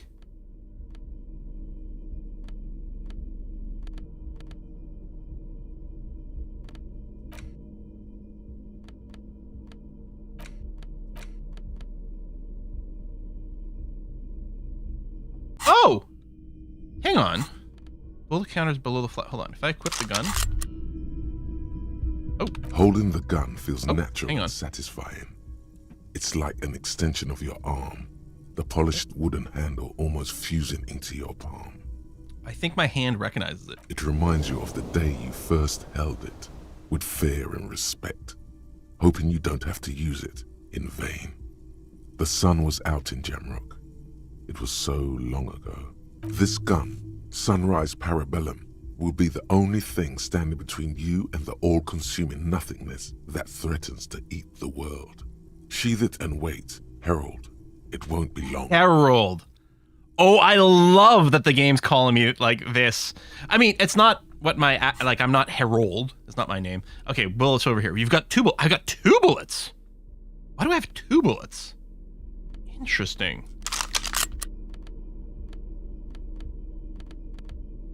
I don't think I need anything else in my hand right now. I know, whatever. We'll...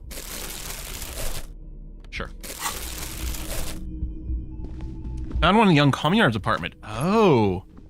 Okay. I'm not sure if this is anything, but I want to tell her that I know what's-his-face's name. Officer, what brings you up here in the rain? Why do I feel like you've won here? I really don't know, sir. I certainly don't feel like I've won. I feel like shit, sir. All the time. Me too. She smiles. A bitter little smile. Yeah, it turned out well for you. You slipped past all suspicions. Clearly, I haven't. We're having There's this. new dialogue, but it's not the other one. How well could it have gone? I mean, The rain falls on her shoulders, tinting her blonde hair light brown. It smells of industrial pollution and brine. I'm stuck in Martinez just like all of us. I've been up here for, I don't know how long now. I like to call this my rooftop containment facility. What are you contained for then? For my sins, of course. The long-standing sins of a bad, frivolous person. For destroying my first love. For working for bad people. The list goes on and on. I mean, it turned out well enough for you to manage not to become a suspect. Did I? Why do I still feel suspicion hanging over me? Because I think it's sort of deserved. What I managed was to get him killed. I'm the love that does people in, remember? The lieutenant looks away, over the railing. He feels uncomfortable with this conversation. He doesn't know what to add. Something seems off about this theory I've developed about Ruby. I don't know what to say. It seems fortuitous. For you. None of this is fortuitous. She nods, slowly. There is suddenly a strange glint in her eyes. Not malicious. Huh. I am surprised that there's no like, hey, by the way, I found out the guy's true name. Although, I mean, arguably she could say she doesn't care. It might be in the branch about asking if the victim. Hold on. Let's check just one more time for thoroughness before we go and track down Ruby. I mean, we might be engaging with her again. Officer? About the deceased? Yes, miss.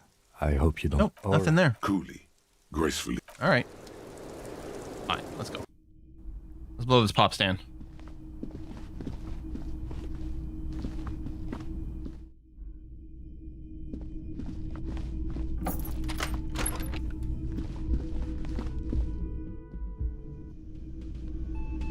I don't know why these two, like, other cops are still here. Maybe it'll be relevant in the next section. All right. That was my screen thing. Right. We told Joyce about the plan, sort of, I guess. We ran the serial numbers on the armor. We got the gun. Okay. Let's do this.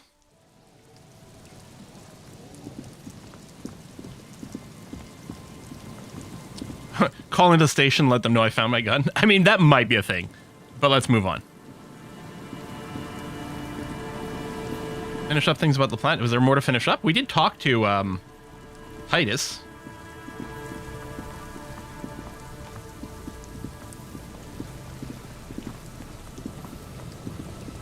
It's time. Let's go. Maybe what I'll do is do a hard save just in case I'm like, afterwards, I'm like, oh, you know what? I want to try a couple of things differently first.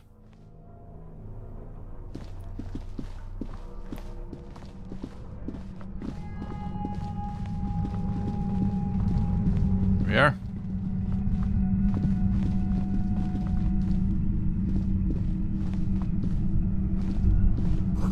Feels strange. Concrete pipe buried in sand and dust. Jacket, a polar anorak of composure and shivers. Interesting that the warm jacket is going to increase shivers. Under the polar lights, a gift from La Ravacholiere. Layers and layers of polyvinyl and artificial sheepskin make this coat ideal for traversing snowy plains on dog sleds. Somehow you knew it would be waiting for you underground in a sunken pipe, and you found it. It's as if the city gifted it to you, keeping you safe. All right. Let's do it. Let's do it. Hear that? Magnesium. That's what you're lacking. The lack of... It's gonna lead to some cramps. The magnesium levels in your blood are dangerously low. It's about the low magnesium levels and not the high alcohol level. Yeah, see? I knew it wasn't the alcohol or other things. Yeah, the other things. Long live the other things. Made you strong as an ox, they have. So there's lack of magnesium in me? Yes, and it's critical. Look at yourself. You're practically devolving into a fish due to the lack of magnesium in your bloodstream. I need to mag it up. I need to mag it sideways. Need to mag it up? You need to get so magged up. You've probably had 2 heart attacks and a minor stroke already. and the only prescription is insane. I mean, this triggered now. I wonder if it's the coat or if it's because I happened to get a stat up to a certain point. Like, this was giving me a plus to composure. One stroke. Don't be so modest. He's having one right now. So you're saying I need to become a magnesium-based life form? Yes. If you want to live, you need to evolve. You need to transcend the carbon barrier. Go to the apothecary and yes, and magnesium's also laxative. Yep. Of magnesium. I think it can help regulate your sleep too. To your circulatory system. Just remember, it's not the alcohol. No, of course not. More of that too. Alcohol is not the problem, and it's certainly not the dextroamphetamine. No. Nor pyrrolidone. No, of course. Sweet, sweet psychoactive radiation drug. Sure. Nor smoking for 40 No, none of those things. And I also did put a point in electrochemistry as well to get a reroll. That could be part of it. Drinking coffee. It wreaks havoc on your gastrointestinal system. Well, I think I might drop the data. -1 shiver, no shakes. Generally understood that human beings are carbon-based organisms fusing little carbon tubes together to form complex, mushy structures capable of thought, love, and locomotion. It's also known that the structures sometimes like to take the edge off by consuming ethanol, amphetamine, etc. In such cases, it's important to supplement your body with magnesium. Tired? Mag it. Down? Mag time. Liver damage? Maximum mag. Some people say magnesium doesn't really do anything and you need to quit. What do we tell them? Okay, I'm going to drop this. Although, the physics passive checks might actually be really useful in whatever's about to happen.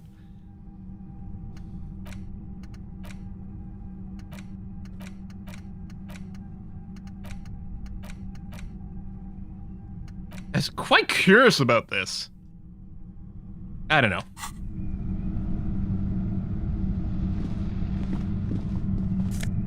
There's a thought I wanted to check out cleaning my room. Is there? Cleaning out the rooms.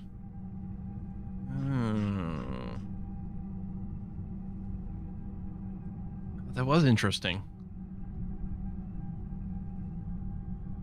Okay, I want to see what this one is. Even if it like leads to like, oh, it's less strong stats. The nice thing about these thoughts is they're like story development, right? And they're more content.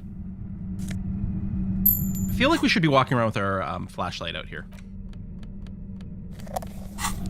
And maybe the gun. Suddenly, your entire body is paralyzed. Aggressive white noise fills your skull. A strange pain, like you've never felt before. Through the static, you hear a woman's voice.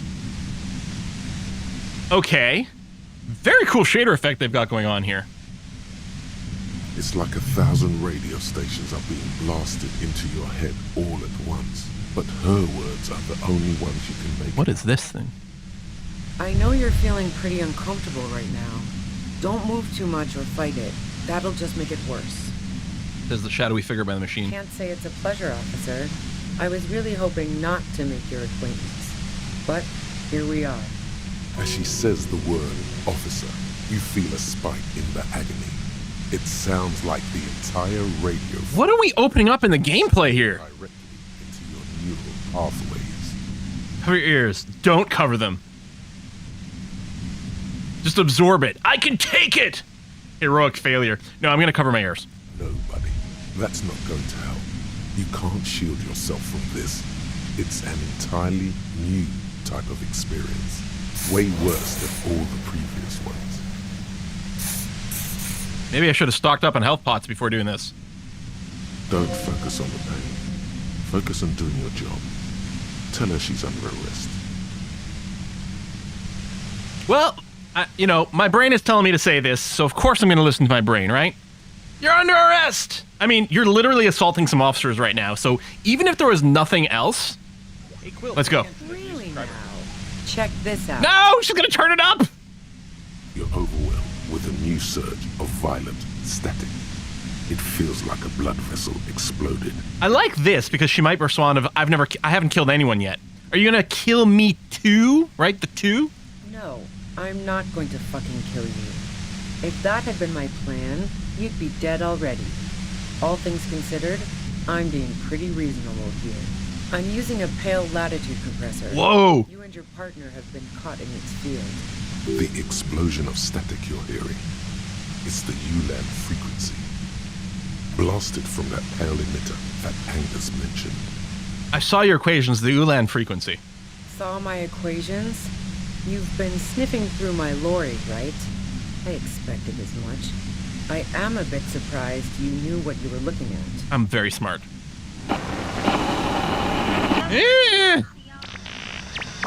Oh, it's actually hurting me in real life.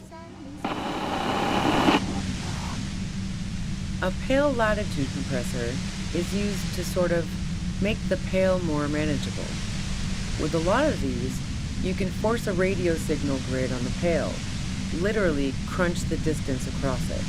Signals are relayed across a series of repeater stations fixed to buoys.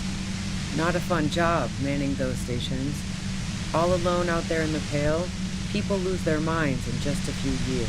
What the subplot have we run into? This game keeps evolving. So, what we are experiencing is a concentration of radio waves. Precisely.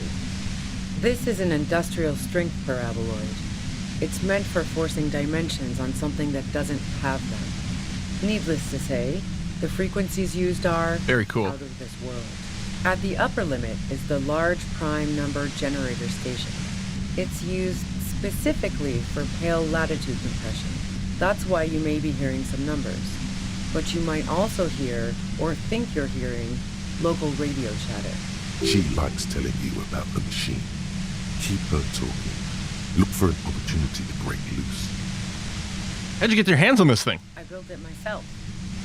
And she's proud of it too. As she ought to be. This is way beyond your abilities. That's illegal. I'm guessing it's patented. But we are beyond... Him! You're violating patents! Him, priorities, man. Oh, yeah.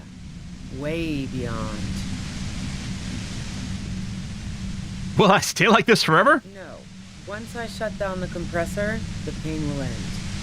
It may take a few minutes for you to steady yourself, though. It's a bit like waking out of a very confusing dream.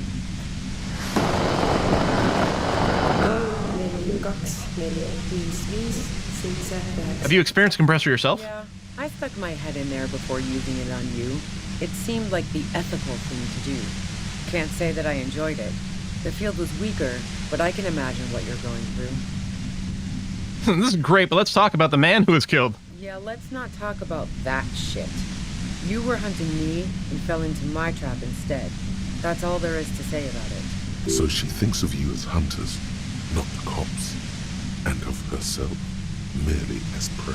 Sure, but could you turn it down a little so I can ask you some questions? If you've got something really important to say, you can do it through the white noise. Yeah, but it's starting to actually hurt my eyes.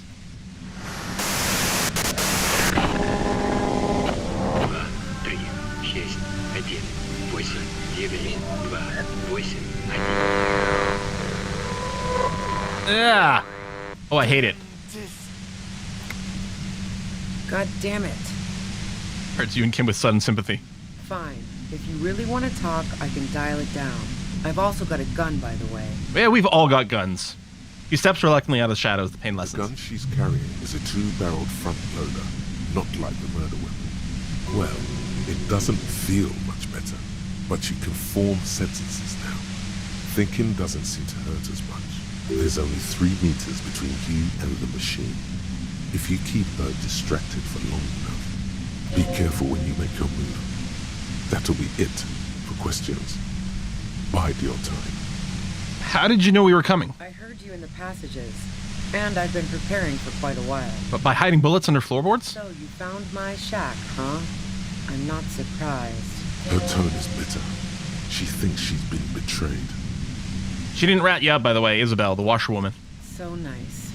That's one knife I didn't want to find in my back. As opposed to the other knives she's finding there now. Hardy for one. You're saying you're preparing for the worst? I was. Before I caught you in the pale latitude compressor. I'm fine now. That's her admitting the bullet was an emergency exit. It was dark in the shed. The waves outside had calmed down. She looked at the loaded gun. Then she cracked the barrel open and took the bullet out. Not today. Did you shoot Lely? No, I didn't do it.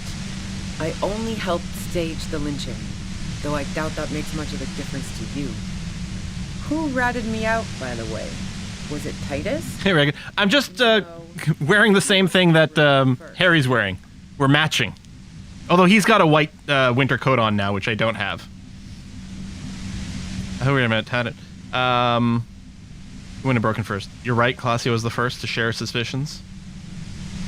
I threatened her. Yeah, well, we'll go on. Oh. I knew the kitten had claws, but not like this. But she couldn't have known I was on the coast. How did you find me? Your own boys told me you were on the coast. My boys? Yeah. When you poached from Titus. Ruby boys, formerly the Hardy boys. What? I don't even understand what you're trying to get at here. Oh, doesn't even matter. How could they be my boys when they're not even my friends? Those guys liked me, I know it. A dull despair is creeping into her voice. How the fuck do the rest of you get by? Wasn't it you who called me the human can opener? It's not personal. I opened them up. Yeah. I did, didn't I? Now you've come for me. Fuck them all the same. That did make her forgive them. A little. I do it by asking questions, and I have some for you. Like what? I already told you I didn't do it. A strong moral compass. She still wants the opportunity to make a case for herself.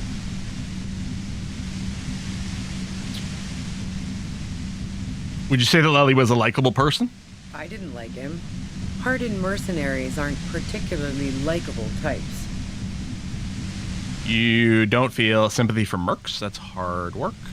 No, I really don't like them either. There's nothing more personal you had against him? Perhaps his way with women? There we go. You think I was envious of his conquests? Look, pussy's not a problem for me. And definitely not a reason to off Okay, Ruby. See her confident gaze, her toned arms. Yeah, she wouldn't have had much trouble in the intimacy department. Did you feel protective of the Union? Yeah, sure.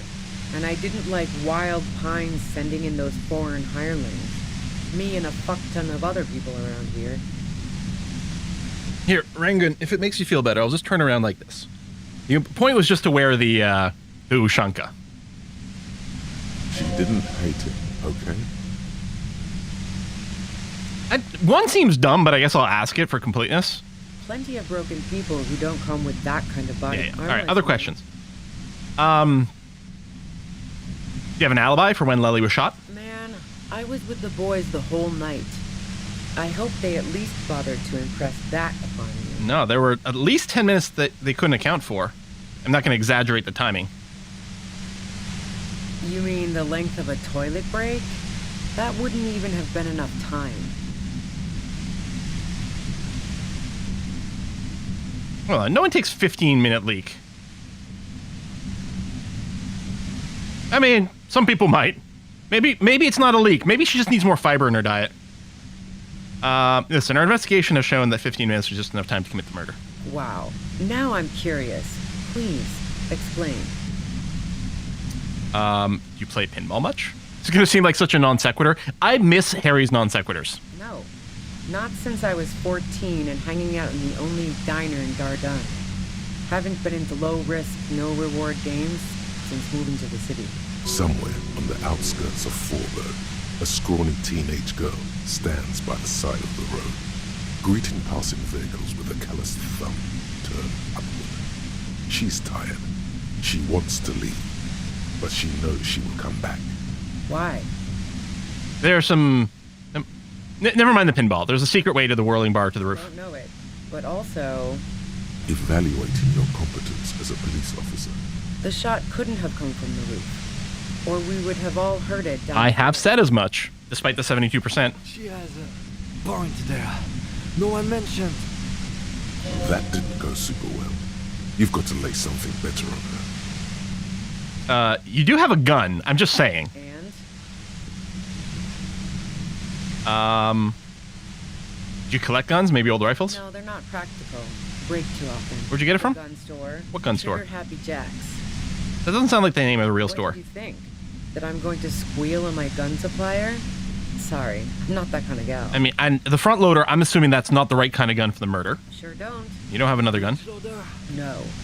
I can't quite tell. What kind of gun is it? A Noctway 80 front loader. 2-barreled. Not really what you were looking for, I'm guessing. That isn't it. Yeah. There's other evidence I want to ask you about. Evidence. I mean, you did like Klasia a lot. I considered her a good friend, yeah. Is peeping one of your hobbies? I think she doesn't know about the secret tunnel, but secret tunnel, but we're gonna ask anyway. Wow. Pissing, pinball, and now peeping. I'm just not following your insinuations, detective. There's a hole in the wall you can see in Klasia's room. I wouldn't blame you if you've... Well, I mean, I would blame you, but... If I want to stare at a pretty girl, I can pick one up at a bar. Or, worst case scenario, look at a naughty photo. Who has time to go skulking about the whirling, drilling holes in walls? So you haven't been watching Klasia, you threw a hole in the wall? Nope. Look, she has an effect on people. That je ne sais quoi that makes it impossible not to look at her when she walks into the room, and very difficult to look away. But travel enough and you realize, for the same reason that she's everyone's type as an object of desire, she's not irreplaceable. Yeah. Are you a girl like her? What a dumbass question, but completeness, right? What the hell, man? Yeah, why not? I've gotten worse. Her hand slipped from the dial of the compressor for a moment, almost turning it down. Oh. Then she put her hand back. Not yet. Yeah, but you did want to be more than just friends. So that's where you were going with this. Yeah, she said you want to run away with her. That's a very sentimental way of putting it. We both had pasts we didn't want to catch up with us, and we enjoyed listening to music together. Why not go on a road trip? The lieutenant watches her expectantly, occasionally shaking from the pain. Okay, fine. I was into her. Klasia was into me too for a time, I know it. We even fooled around once. And yeah, after that I thought maybe we could make a go of it. Klasia only said they maybe kissed. Someone is lying here. Klasia said you only kissed. If that's what she wants on the record, so be it. Klasia is an established, well-known liar. Details for you to jerk off to later. Seriously, just move on. But I do want details, actually. No! But then what happened? She rejected me with some wishy-washy bullshit about how she was confused because she felt so close to me and valued my friendship so much. This is all going to wrap right around to Klasia being the one who done it. After it was all said and done. I knew that wasn't the whole story, but thought, fine, I'll take it and move on. No ill will then. It wasn't a problem for her. Yeah, Klasia said you got very angry when she started seeing Lely, threatened her. Yeah. One time when we'd both been drinking, Okay. I said some heated things about how dangerous her patterns with men were. I was a little worried she'd blow it out of proportion in her head. All the drugs she was doing can make you feel like you're living in a DeLorean tragedy. And despite everything, you helped her by staging the lynching? Yeah. The girl seemed terrified. The merc was beyond caring what happened to his mortal coil. It was a no-brainer. Go ahead. It's your body. Oh, poor Kim! He's handling this worse than I am. But keep on. This must be done. I mean, I don't think this is going to lead anywhere, but... So, do you like to hang out on rooftops? Who doesn't? Oh, you probably mean Klasia's rooftop. Sure, I've hung out there. She's got this great antenna. What's so great about the antenna? It's very powerful.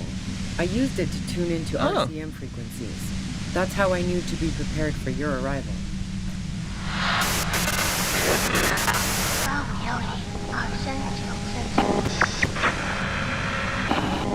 Is that the only reason you hung out on the roof? The view's pretty bomb, too. But you might say the antenna was the main attraction there, yeah. So, along with Klasia. You're sure you didn't shoot the merc from the roof? Yes, I'm sure. And anyway, as I said before, the shot had to have come from afar. Yeah, I'm sure it's probably the island that I haven't been able to visit yet. So you're running drugs through Union. I've been through your lorry. So, Heart of Gold Tommy fucked me over too. Never. Yeah, we did bad by Tommy. That really comes as a blow to her. No, I found my own way in. Okay, great. You got into my lorry on your own. What now? You're going to arrest me for drug trafficking? Honestly, bigger fish to fry. Beneath it, she's relieved Tommy didn't betray her. You had a financial incentive to kill the merc. Man, it's to get away from all that murderous shit that I left Jamrock, my previous employer, for the union. Poor Kim. She deliberately avoided naming the mob she worked for. You might be able to find this. I mean, we've heard about lots of different mob groups, and I thought it was just background. But it might be relevant. I got lucky being a dispatcher. Never had to do any of the really dirty work myself. This gun has only been used for self-defense against serious scum. But you're threatening us with it. Based on what I've heard about you, you are serious scum. Okay, that's fair. All right, let's take a step back. Yeah? Where? More questions before doing anything. Oh, okay, nudge during guard talks. Who killed the merc if it wasn't you? How should I know? As I keep saying, he already had a bullet in his head when I got to him, and there hasn't been any useful gossip over the radio. Those rings around her eyes, her tired voice. She's been staying up late, listening in on the conversations crisscrossing Martinez. Police radio? You've been following the case? Who hasn't? You know, I can still see him there, in Claus's room, lying on his side.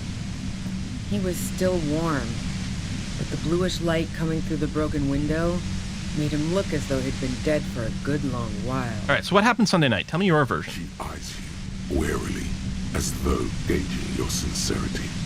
It's okay. We just want to... All right, don't kill yourself over it. I was shooting the shit with Hardy and the boys over a few beers, like always. Then Klasha comes in, all pale and shuddering. She sits down with a drink, trying to steady her nerves. So I grab a seat next to her. Yeah.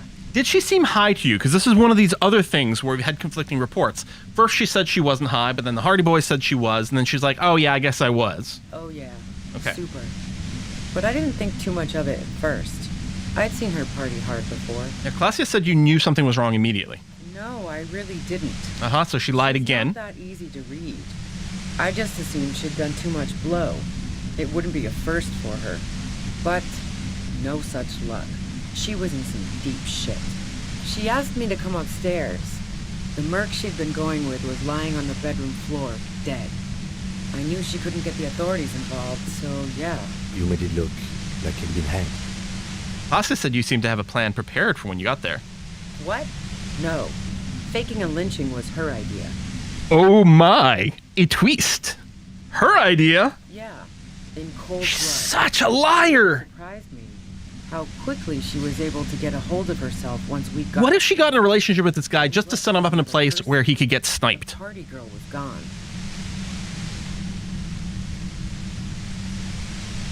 She asked me to help her drag him into the shower so she could wind the shower head around his neck to fake lividity. Wow. Then she dressed him while I went to get the Hardy Boys. Uh-huh. She lied to you about that, too. Huh. Showerhead, resourceful. Yeah. I wasn't sure whether to admire her. Yeah, volition. I told you so exactly. Do you think she killed Lely herself? As I keep telling you cops, we didn't hear anything downstairs. No gunshot, nothing.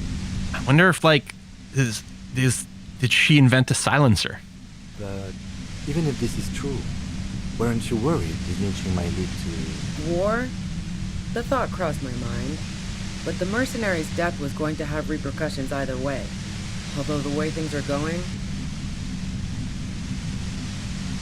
She doesn't want to talk about this, but not because she has something to hide. She doesn't want the guilt. Fuck it. I'm not responsible for these people after what they did to me. If you didn't kill him, why hide? I saw you roll into town. I wasn't about to stick around for questioning by a goddamn La Puta Madre agent. I'm sorry, what? So this is what she was scared to tell Titus. This cop. What do you mean, La Puta Madre agent? Do I secretly work for one of their cartels? Yes. You. Everyone says you're his peon. His human can opener. Through With a sudden sharp pain in your head, you hear the lieutenant mumble something to himself. Fucking hell. And why me? You hear through the white noise. It's especially bad suddenly. Felt like a vein exploded. Who's everyone? How do you know this? Everyone in Jamrock. The cops, the criminals. Why do you think I'm holed up in here with a goddamn death ray waiting for you? If she knows that about you, she must know your real name too. Tell me what's my name. If you know that about me, you must know my name. Dubois. One corrupt motherfucker. Yeah, she only knows the hairy part. Funny tie. Agent to la puta madre. Did someone mention a fucked up tie? I call bullshit!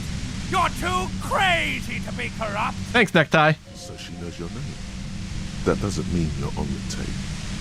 Criminals make up bogeyman stories about cops all the time. All of this just means that you're effective. Criminals know you and are scared of you. La Puta Madre. I've heard of La Puta Madre. He's dangerous, right? Is that a joke or a threat? I'm guessing both. No, it was a real question. Yeah, sure. She doesn't believe you. I'm sure La Puta Madre himself will explain it all to you soon enough. A man in a white suit walks through a garden coaxed from soil that had once been covered in asphalt. A city block closed off from the rest of the city by dark buildings. Rows and rows of poppies, most of which have lost their pink bloom, flank. Yeah, I also thought it was an organization. The man looks around, then up at the sky, sighs. I mean, especially it being a man is a little confusing because La Puta Madre just means like the whore mother or something, right? Taking out a knife, he crouches at the end of one flower bed. He scores a seapod, very gently. Milky sap begins to ooze out. The pain comes over you again. What did you do to this Madre anyway? You've been to my lorry. You think the biggest player in Jamrock appreciates competition? And now I have Harry Can Opener in my lair. Fucking Titus. She's not going to change her mind that easily. She still perceives you as a threat. Wait, one thing, possibly small, but she said you rolled into town. Was that you singular or plural? She might know something. When I came into town, was there anyone with me? Yeah, you had your death squad with you. What happened to them anyway? I'm sorry, what? Who was in the squad? Well, it wasn't this scrawny dude. You had two guys and a lady. The guys looked pretty buff. Lady wasn't bad either. What? What else can you tell me? One of the guys seemed chipper, a blonde. The other had a brooding something or other about him. And the woman was the only one in uniform. All were carrying. That sound about right? No idea who these people are, literally. Satellite Officer Vic Ware looks out of the window grimly, then puts his coffee down and turns to Patrol Officer Mino. We could either take a room here in the Whirling. Yeah, is it the two cops and one other person? What the fuck? Let's go home, Jean. Nothing's going to happen today, she responds quietly. Jean takes his blonde wig off. Call Heidelstein. He can give I'm just going to keep being open and honest because that's what we tend to do. I think I know them. They're in Martinez. Friction, lock, set. Fantastic. I've got to get on the road. Then you can go find your friends. Unless you have anything pressing to ask me. Yeah. Do you know about the bunker next door? What bunker? Communist hideout back there. Just a place some comrades stopped through, a revolutionary bunker. Don't know anything about it. No one's been around since I set up camp. But I'm sure I'm not the first vagabond to...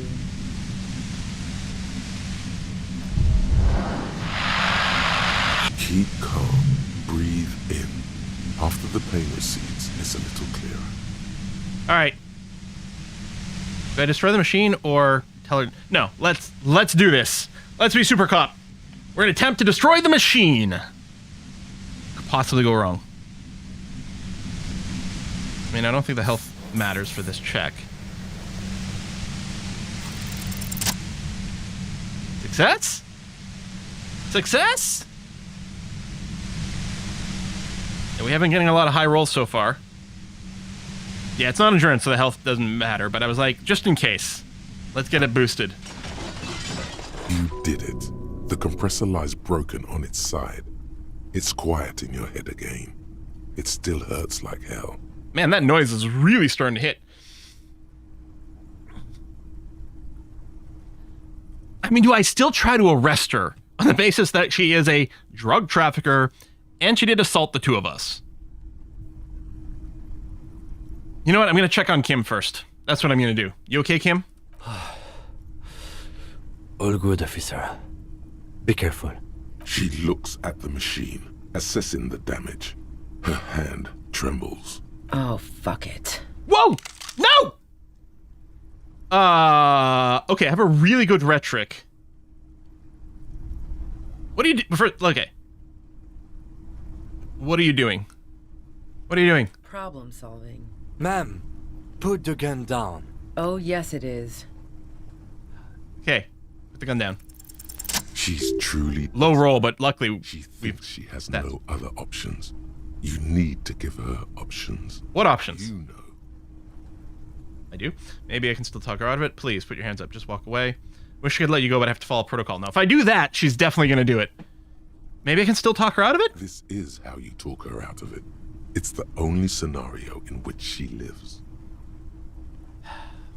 Just walk away. Just walk away. Just walk away. She stares at you, frozen. The gun Damn! in her mouth. Eyes filled with dark intensity. Then something shifts in her. Gratitude. Doubt. She's still ready to go. Her neck and shoulders relax, and her grip on the gun loosens. You don't have to do this. You're not cornered. I'm letting you go. Day of miracles. I'll take it. She runs past you, then past the lieutenant, and disappears into the darkness of the tunnel. God damn. Good call. Are you sure? Yeah, I'm sure. I would have done the same had I not been incapacitated. I think she didn't do it. Her tent. We should check it out. Wow! What a boss fight here.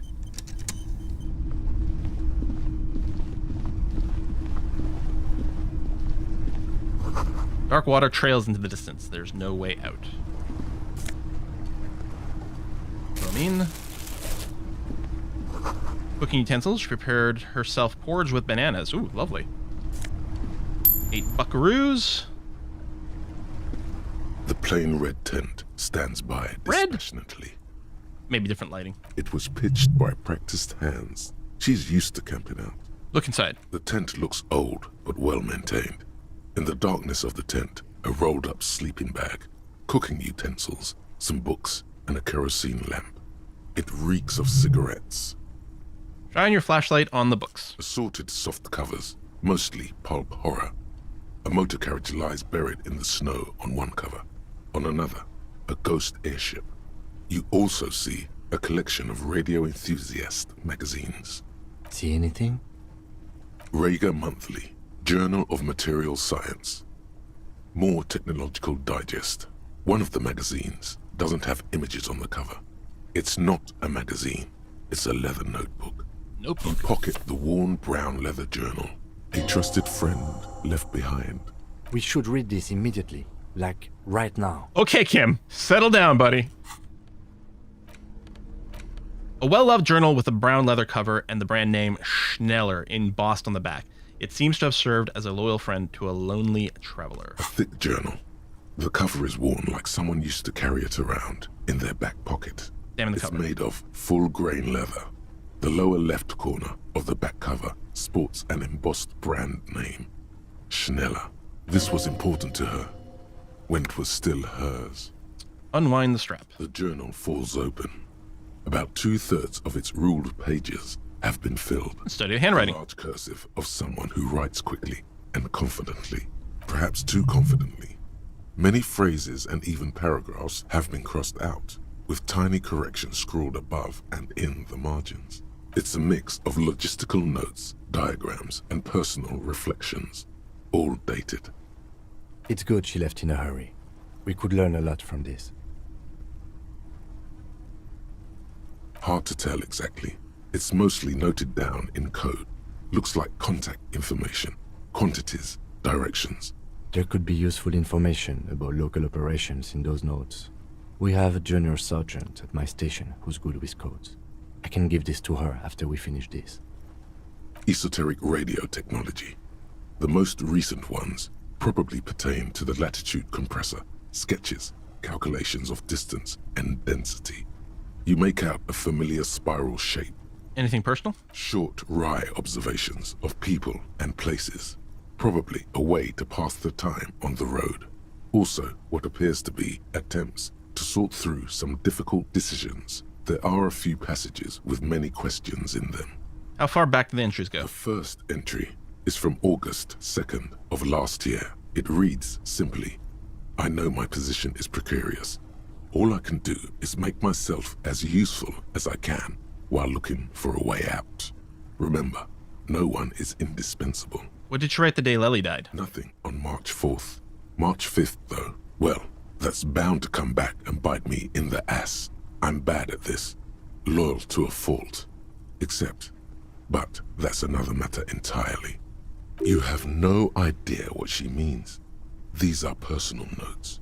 Don't expect to understand all of it. Anything about La Puta Madre? That name isn't mentioned as far as you can tell. Small wonder. Would you talk about La Puta Madre in your journal? You do see an M, though. La Puta Madre. M is mentioned on March 9th and March 15th. Read the entry for March 9th first. That's tomorrow! It's Essentia's birthday. Great. M's peon is coming to town, no doubt to investigate the lynching. But also, I feel it in my gut to finally put a bullet in my head while I'm napping in my lorry or on a smoke break. Well, I won't stick around just to twist my own neck by constantly looking over my shoulder. Then again, isn't that what I've been doing ever since I got the call? The call? Did M call her personally? Why? Were you supposed to find her, even apart from the investigation then? On M's request? No, you wouldn't do something like this. This must be a mistake. Am I sure this is a mistake? Look at me. I'm a mess. Whatever you may look like, you don't feel like a hired assassin. That's true. Read the entry from March 12th. I've only killed 3 people, officially. I'm assuming the fact that, like, we do have, right here, people killed meter. I'm assuming something can happen that can change that. Maybe they've already had the opportunity to do it. Well, we only had the gun now, so I don't know. Read the entry from March 12th. Been holed up here for 3 days now.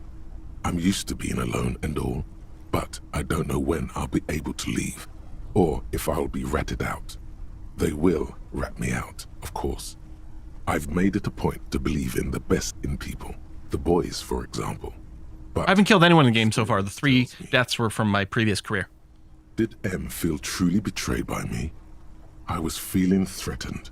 He'd have to know if he threatened people, they'd take measures to protect themselves. Even I know that. Economic measures first of all. Gotta make a living, right? I can still hear his voice in the receiver. Taste the plastic. The entry ends abruptly. All right, what's the most recent entry? The most recent entry is from today. It reads, even when I leave here, if I leave here alive, what's my next move? Staging a lynching is a crime, even if I'm not accused of murder on top of that. Forever on the run. Not really my idea of the open road. Man, I was really looking forward to winning. It looks like she might have been framed? That would be a first, or a fourth. But who's counting, he thinks. Very rarely does anyone actually get framed. If she didn't do it, then maybe it's good that we didn't catch her. Am I really a La Puta Madre agent? Well, let's start with this. I wouldn't go so far as to say that. We have other reasons to arrest her. I mean, that's true. Besides, I'm not sure her life as a fugitive is going to be much better than we does. Especially if she has problems with the Madre. Yeah, Kim, am I really a La Puta Madre agent? No, I don't think you are. Ask someone in your precinct if you want to be sure. But maybe the other cops I was with are, and they just assume that I'm one of them? He truly does not believe you are. Perhaps he shouldn't be so trusting. Yeah. Then who do you think killed the merc? Glacier was the one who pointed the finger at Ruby.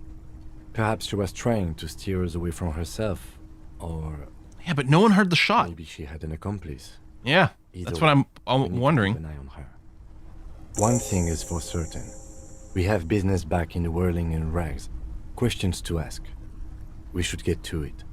I agree. There you go. Are you La Puta Madre's peon? Ruby said you were a notoriously corrupt cop, La Puta Madre's peon. That's why she's scared of you. When you get the chance, call your station to find out more, if you dare. Return to the whirling after the whole instigator debacle. Someone there has something to answer to. Okay. I think... What is that? We can just walk out. Bratan! Now is the time! Time for what? Oh, you will see. Feels like the tie is rubbing itself against your chest like a cat in heat. Ooh. First the spirits! The blue medicinal spirits! Grab the bottle and uncork it! It is time to unleash the other world! Wait, right now? Ruby's gone. I don't think there's anything to celebrate. Hush, hush, Bratan. Now is not the time to celebrate. Now is the time to get ready! Trust me on this! This is what it's all been building towards! It's gonna be off the hook! Off all hooks! All right, let's do it. Slowly uncork the blue medicinal spirit. I don't even remember where we got this. This isn't the stuff we bought from those 3 drunks, is it? Might have been, or maybe we found it somewhere else. I don't recall. Yeah, the drunks at the fishing village. It is the one I bought. It was going to be like 300 real, and it was 3 real.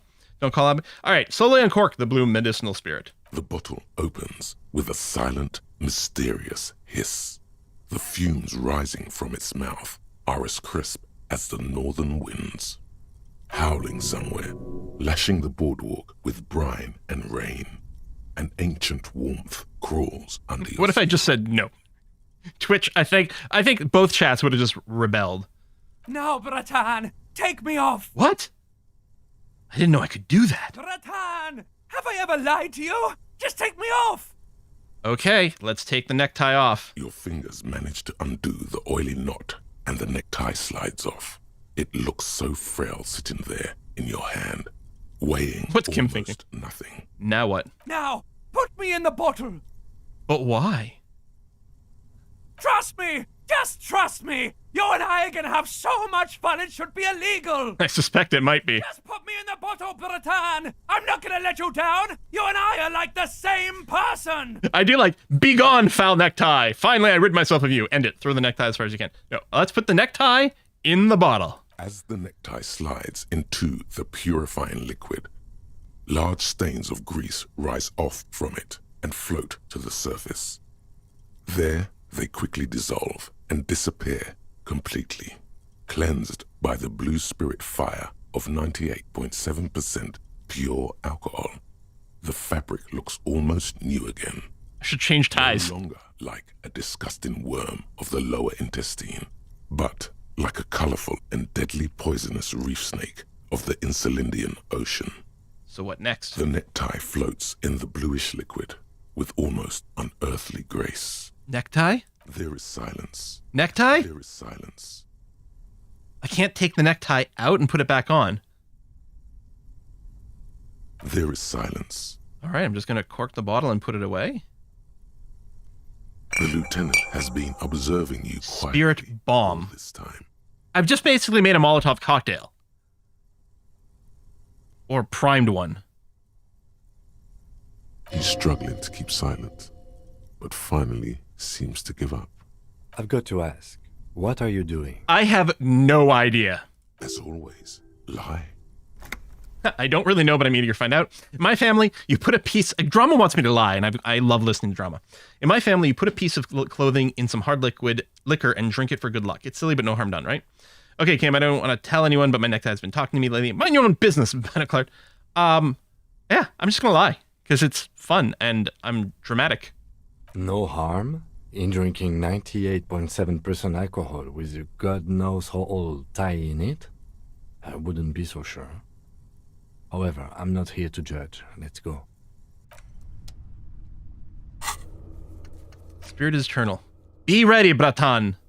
Perfect necktie is getting ready for the end of the game. For the love of God, do not remove it till the magic happens. Presumably, that is the magic. but I have a naked neck. On the bright side, that doesn't mean I can put on the bow tie of more drama. There he is. Yeah, it's basically a Molotov cocktail. Your spirit guide to the party scene, the horrific necktie is floating serenely in the blue medicinal spirit. As it is still 98.7% alcohol, this necktie cocktail is extremely flammable and should be kept away from an open flame. Okie dokie. We're just gonna go for another 10 minutes here. Because I guess Fleck's also gonna be streaming this and I really want to see. These little footprints are very convenient for guiding us back out here.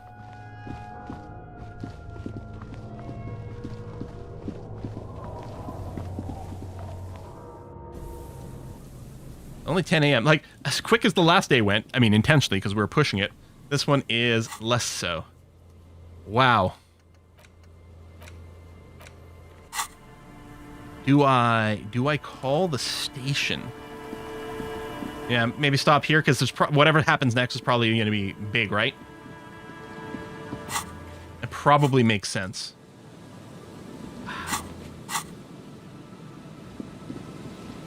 Wow. Okay, that was insane. I can't believe how the story is developing. Drop save if you lose 10 minutes. Yeah, if we have to roll back. I wonder if I do just... I can't fast travel. Did this always look like this?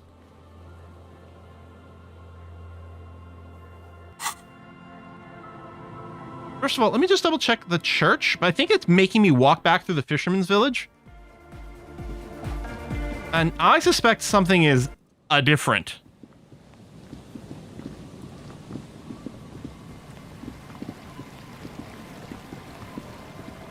Yeah, I suspected the fast travel being off was intentional to force me to walk back through here.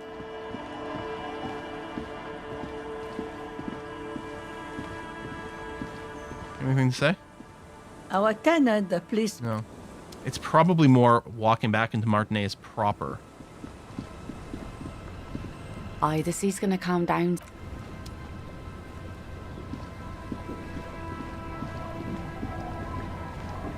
You're back. Good.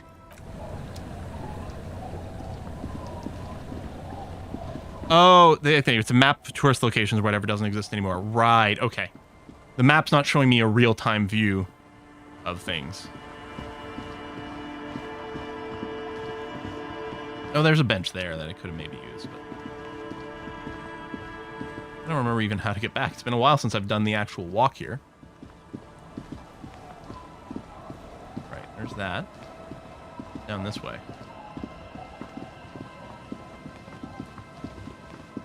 Yeah, and then through there.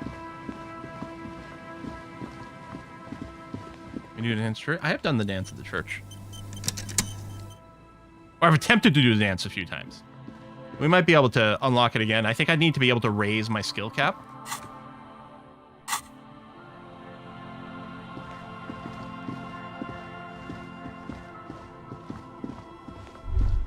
Stop.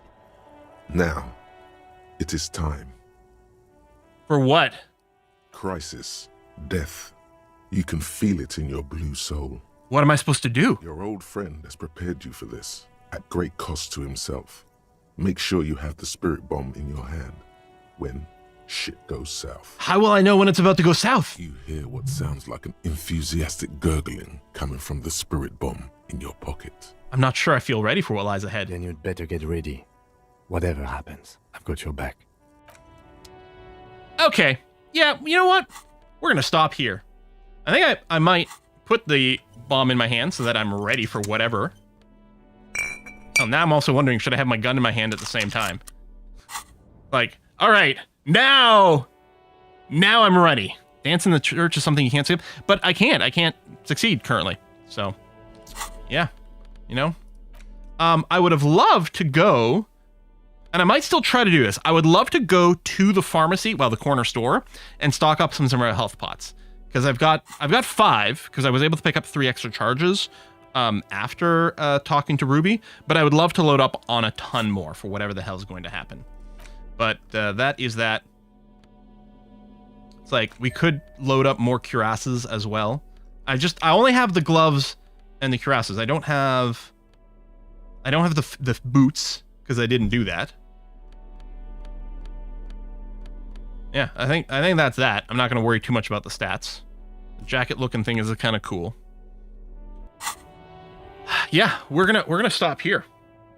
I have no idea what's gonna happen. Hopefully, I can still get to the corner store and pick up some more health pots.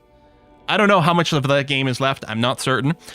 Current schedule for streaming, Monday and Wednesday is we're continuing our game of Civilization 7 as Ada Lovelace. Next Saturday should be a special charity live stream for Essential's birthday. We haven't done one of these in a long time. Things have been like weird the last few years and stuff, but we really wanted to get back to this. There was a poll in the chat earlier. So the idea is next Saturday, we are going to be doing charity fundraiser for a charity of Essential's choice. And she will be joining me on stream for that, which might mean this cliffhanger for Disco Elysium is actually 2 weeks long. I'm sorry. It's like a mid-season break is what's going on here. I don't know what category went or anything like that. But yeah. So anyway, yeah, the plan is Monday, Wednesday, Civ, Saturday, charity stream. But things might be a little bit flexible. I don't know what category one. I didn't check that, but stay tuned. There'll be announcements on Blue Sky, on Twitter as well, over in the Discord, and I'll probably try to make a YouTube video as well, reminding people about it and talking about what the situation once it's all sorted out. Folks, thanks a lot for watching. I wonder, has A Kiss for Luck started their stream yet? Just so that you can toss it over for a raid. There it is. It's on the starting soon screen. Perfect. So if you want to see more disco, go over there. 2 weeks will probably be the last disco stream then. That's kind of what I'm expecting. It feels like we're basically at the conclusion and that the final stream will be, the next stream will be the final stream. We shall see. Folks, thanks a lot for coming out. Give A Kiss for Luck some love on her own Disco Elysium playthrough. Do try to keep those spoilers over there very minimal. We don't know exactly what she's seen and hasn't seen. It's going to be different from my own particular run. And I'll see you on Monday. Bye-bye.